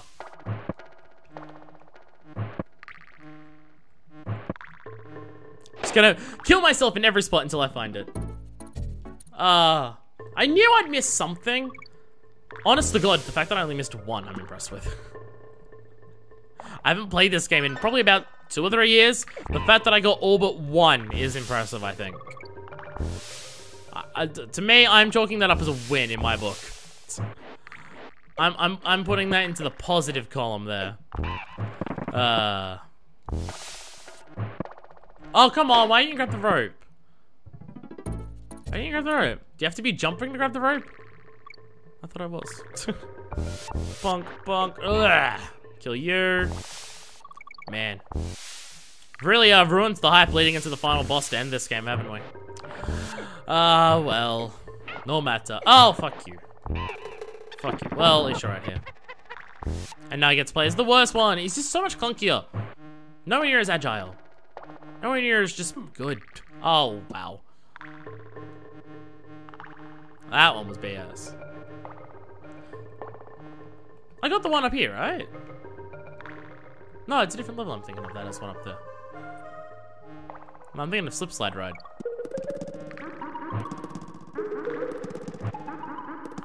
There's not one down here, is there, with this?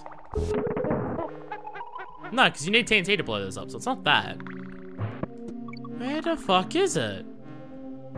Whoop. Like, I am wondering if this is down one of these things that I just fucking didn't realize. It's not here. I'm positive it's not anywhere else in that elevator section of the level. I mean, I thought I was positive. I'm clearly not, but... It's so weird, that one. Like, maybe just one of these spots just has something. How far down does this go? Does this go down anywhere? I don't look at. Use this for anything?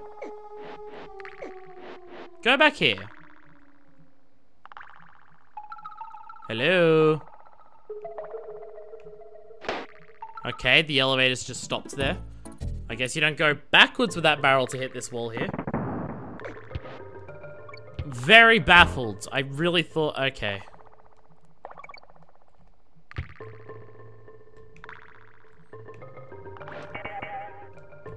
Fuck. It's not there. It's not there. Okay. Okay, it's not there. Also, I'm running out of lives. No, I'm on 20. I mean, I'm fantastic on lives. I don't think I'll use that many lives in the end. It's more so just how many am I going to use here dying on stupid spots. Fuck you. So now it's just ride every elevator up and down to see if I can see shit anywhere. There's an end there. I don't think that is anything, but... Like anything down there, I mean. Another one of these. Is it the one down? Is there one down here? No. Sound was weird when how it played, but no, there's nothing down there. If I beat this level again, getting to the end and there's nothing there, I am looking it up because I seriously cannot remember where it is at this point. Again, the fact that I got through this far in the game, like I did this much and I only missed one. I'm chalking that up as a win, because I should not be able to remember a game this old that I haven't played in this long, this well, to get all of this right. That being said, if I miss anything in Donkey Kong Country 2, I'm going to be angry at myself for the rest of the day. So, there's also that. Oh, it might be there. That makes sense. I don't know if I can take any other barrels back there from here, from this point on. Or make any respawn, but that would make sense. So, death. We're gonna try there too. Oh, it's the best. This is exactly what it deserves. This is exactly how this should go. Yeah, if I miss something in Donkey Kong Country 2, I'll be mad. Okay, clarifier. If I miss something in Donkey Kong Country 2, that is one of the ones where I missed it because I didn't realize it was there. Not one of the ones that I missed because you only get one shot at it and you have to... Come on, platform. Like, there are ones where if you miss it, you have to start the level from the beginning again to have another chance at it. If I miss any of those, I won't be too mad because, like, if I fuck up a skill thing, then that's fine. If I forget where any of them are in Donkey Kong Country 2, I'll be mad because that game I should fucking know. That game I've played since, more recently. That was... See, that felt way too early.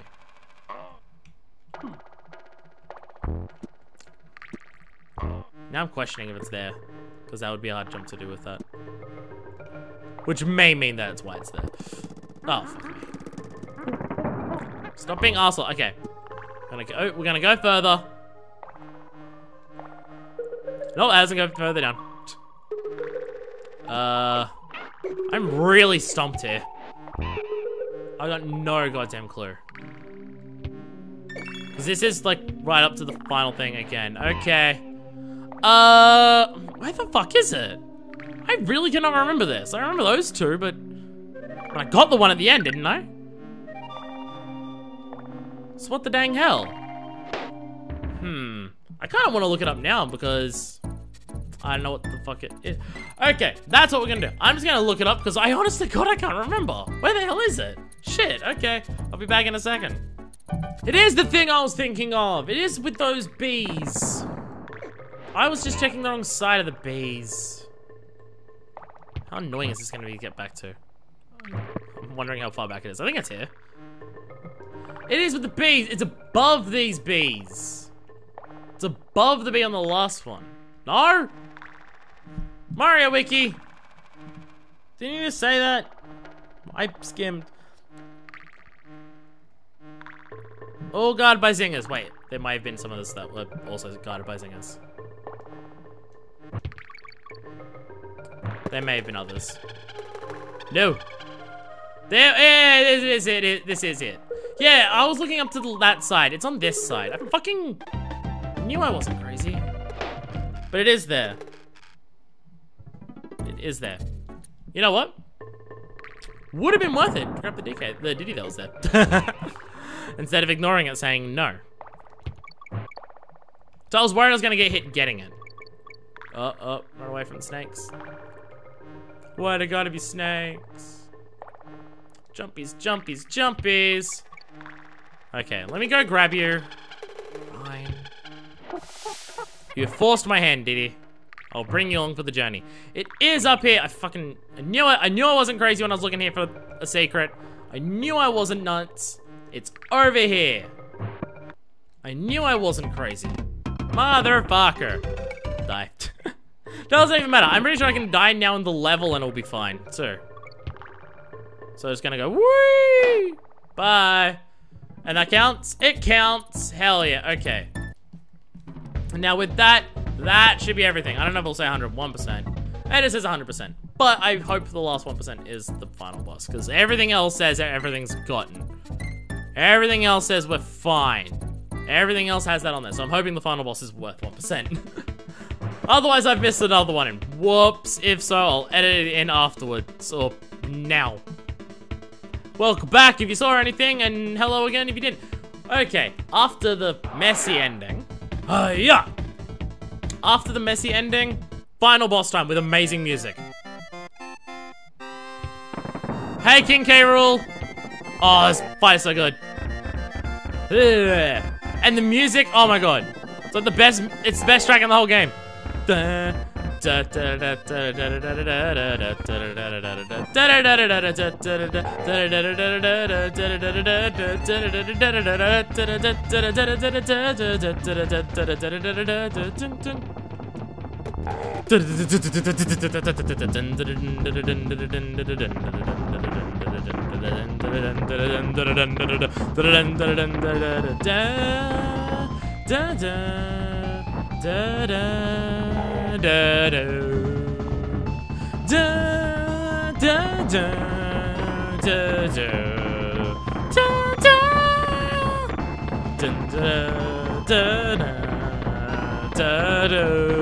This is why Smash Bros. Is the best series ever, because it remixes this shit. And also, this final boss fight has like actual bits to it. It's like a long boss fight, and there's like multiple stages to it, and the stages have things, and it's just like, this is probably the easiest part of the stage, but hey!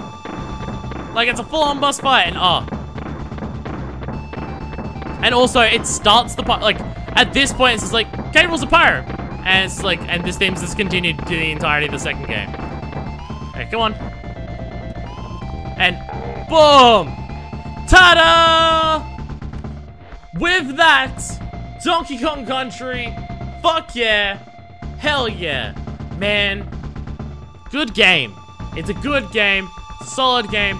Thanks, Critter, your coloring is good. The art style held up really well.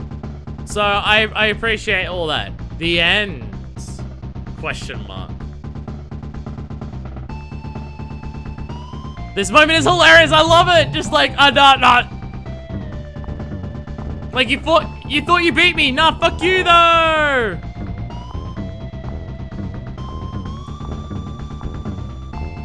Like, I love that. It's just like, fuck you. It's just like, you thought you beat me, but nah, instead you didn't though. Like, just, like, you start getting credits, and then the game's just like, what about this though, instead? Like, I love, oh, god damn it, really? Right at the end, I walk into his feet. Okay, let's just do the whole fucking thing again, shall we? Okay, I'm gonna switch over to you, because I want to use... Oh, man. But yeah, like, this game makes King K. Rool a pirate, and then it's just the entire second game is just, I'm pirate. Like, even more, and it's just like, hell yeah. Oh, man. Like, this final boss was so cool that it made the entire second game like this. To me, that's fucking awesome. And also, this music is still great. Like, it's still not a super difficult boss fight, especially once you know how to do it, but, like, it's mainly waiting for things and then sliding under it with the right timing. Like, that's the main crux of the boss fight, but still a good boss fight. And still good music, and just, it binks it on a pirate ship away from there, just like, oh. Hell yeah. King K. Rool for Smash! Too big, my ass. He's only 3 times the height of DK, one of the biggest characters in Smash. Boom. Oh! And also just the way King K goes, oh! And also it looks like his stomach is gold plated along with his crown, like being gold. He loves the gold. Hell yeah. Oh, this music is so good! It's so good! Oh man, like, it took me a while when I was a kid to beat this for the first time, because like, precise movements and everything, but, oh man, did I freaking love it when I was a kid. But just, and like the whole fake out with the credits thing, like at this point, I think it was fair. Like, I don't think many other games had done that at this point. Damn it. Like, really, Annie. 1, 2. There we go. Okay. And crown toss. Hey! And with that, it's actually done. Donkey Kong Country, 101%, hopefully. I'll check on my own. Well done, Donkey, my boy. Who'd have thought a young whippersnapper like you? He might mention it here if you get everything. Like you could have beaten that bunch of no-good Kremlins. You made an old man proud. Please mention getting all the secrets. Go and look in your hoard. I think you'll be in for a surprise. Do you not mention getting all the secrets? What a play! Hey, you've beaten all the Kremlins, I think, and now he mentions you all the secrets. And found absolutely everything. You're nearly as good as I used to be. Hell yeah. Yeah, that's your little bonus for getting everything. And this. Da da da da. Donkey Kong's Banana Hood is back. And with that, the cast of characters, the introduction of all your enemies throughout the game, and just, oh. The ending sequence of this game does stuff that I love so much, like the fake out on the credits is awesome. Like this here, where you're just like all of the enemies throughout the game, you get the credits for the enemies in the game as well as the people who made the game. I love that. And it's a trend that some later games do, not nearly enough though. But it's just like, the end of the game is like a, yay, you did it! And like a, oh shit, you faked out with that. It's just like, oh. The aquatic bad guys. And then you get all the names for all the things that you've been like fighting throughout the whole time. It's just like, oh. This game is fantastic. And I just beat the whole thing in under 3 hours. But it took a lot longer than 3 hours to do it the first time when I was playing as a kid. I never 100% this game when I was a kid. No fucking way did I ever do that. I didn't even beat Donkey Kong Country 2 when I was a kid. I had to wait for the Wii Virtual Console release for Donkey Kong Country 2 to beat it. Critters! All different varieties of critters. Clump! So that's Clump, but the other one's Crusher. Oh, Crash there. And Claptraps. Rock Croc, seen in one level. Crusher, there it is. Yeah, Clump and Crusher. They make a lot of appearances in the animated show. Boom, boom. Like, they're all invading my house here is really what's happening. And also, I don't know how everyone's walking in a back door that I don't know that is here. And none of them are walking out through the front door. They're walking through a hole that's next to that because there's the door right there and no one's going through. Dumb Drum, and it's just a sprite that moves across the screen. Dumb Drum, fun boss fight, like with just, it's an enemy rush thing. Its sprite never moves or changes, except when it blows up at the end. It's like, I feel like Boss Dumb Drum was created because they needed to make a boss there and they had a budget. I mean, they did well with it, like, it's one of the better fights because the other fights aren't super great either, except for the final one, but hey. This game's also easier than I remember it being. Like, I was thinking about this going, this will be the one that will give me trouble. No. There are Is it my turn yet? Yeah. Funky Kong, oh yeah. Go be invincible in Tropical Freeze. Candy Kong. Surely it's me next. Cranky Kong, yeah. Diddy, woo, Diddy Kong. Woo, Donkey Kong. Hi, Donkey Kong. We did it. 1 of 3. We did 1 of 3. There is still plenty left to go in the celebration for 10 fucking years of this shit. Hell yeah. Oh, they got into a bit of a tiffy. Huh? Oh. Oh, I kicked him in the butt. Oh, bite your finger. Oh, constantly fighting with each other. Bye, you two. I did this using 1 life. And it took less than an hour. Oh, Cranky, how you would predict the future of gamers. Anyway, as the credits roll on this one, hell yeah, Donkey Kong Country. Because at this point, because this took almost 3 hours, and the other 2 are gonna take probably longer, because they're longer games, and certain parts of it may give me more difficulty. Yeah, now I'm certain these will be divided into 3 separate videos. So I might as well let these roll out. Each video is essentially a full LP of an individual thing. All part of a series of 10 years. 10 fucking years. I don't want to get into the whole, like, sentimental aspect of the 10-year and everything just yet. I mean, we've done that a little bit here and there. Don't want to do that just yet. We've got another 2 videos. We're going to do it at the end of the Donkey Kong Country 3. Because there's a lot to do there. Because, like, just the whole thing, but damn. Just like this game here is the important one. I mean, I prefer Donkey Kong Country 2 out of all of them, and Donkey Kong Country 3 introduced me to the concept of Let's Playing. That's why this had to be the 10-year anniversary series. I could have done other stuff. It's just like, oh, I could do Wonderful 101 because it's my favorite game, and like I was thinking of other things. I'm just like, no, I gotta do Donkey Kong Country. If it's 10-year anniversary of Let's Playing, we're gonna do the series that's important for Let's Playing, which is the first game I ever played, and the games that introduced me to it. Anyway, with that, we will see you in Donkey Kong Country 2.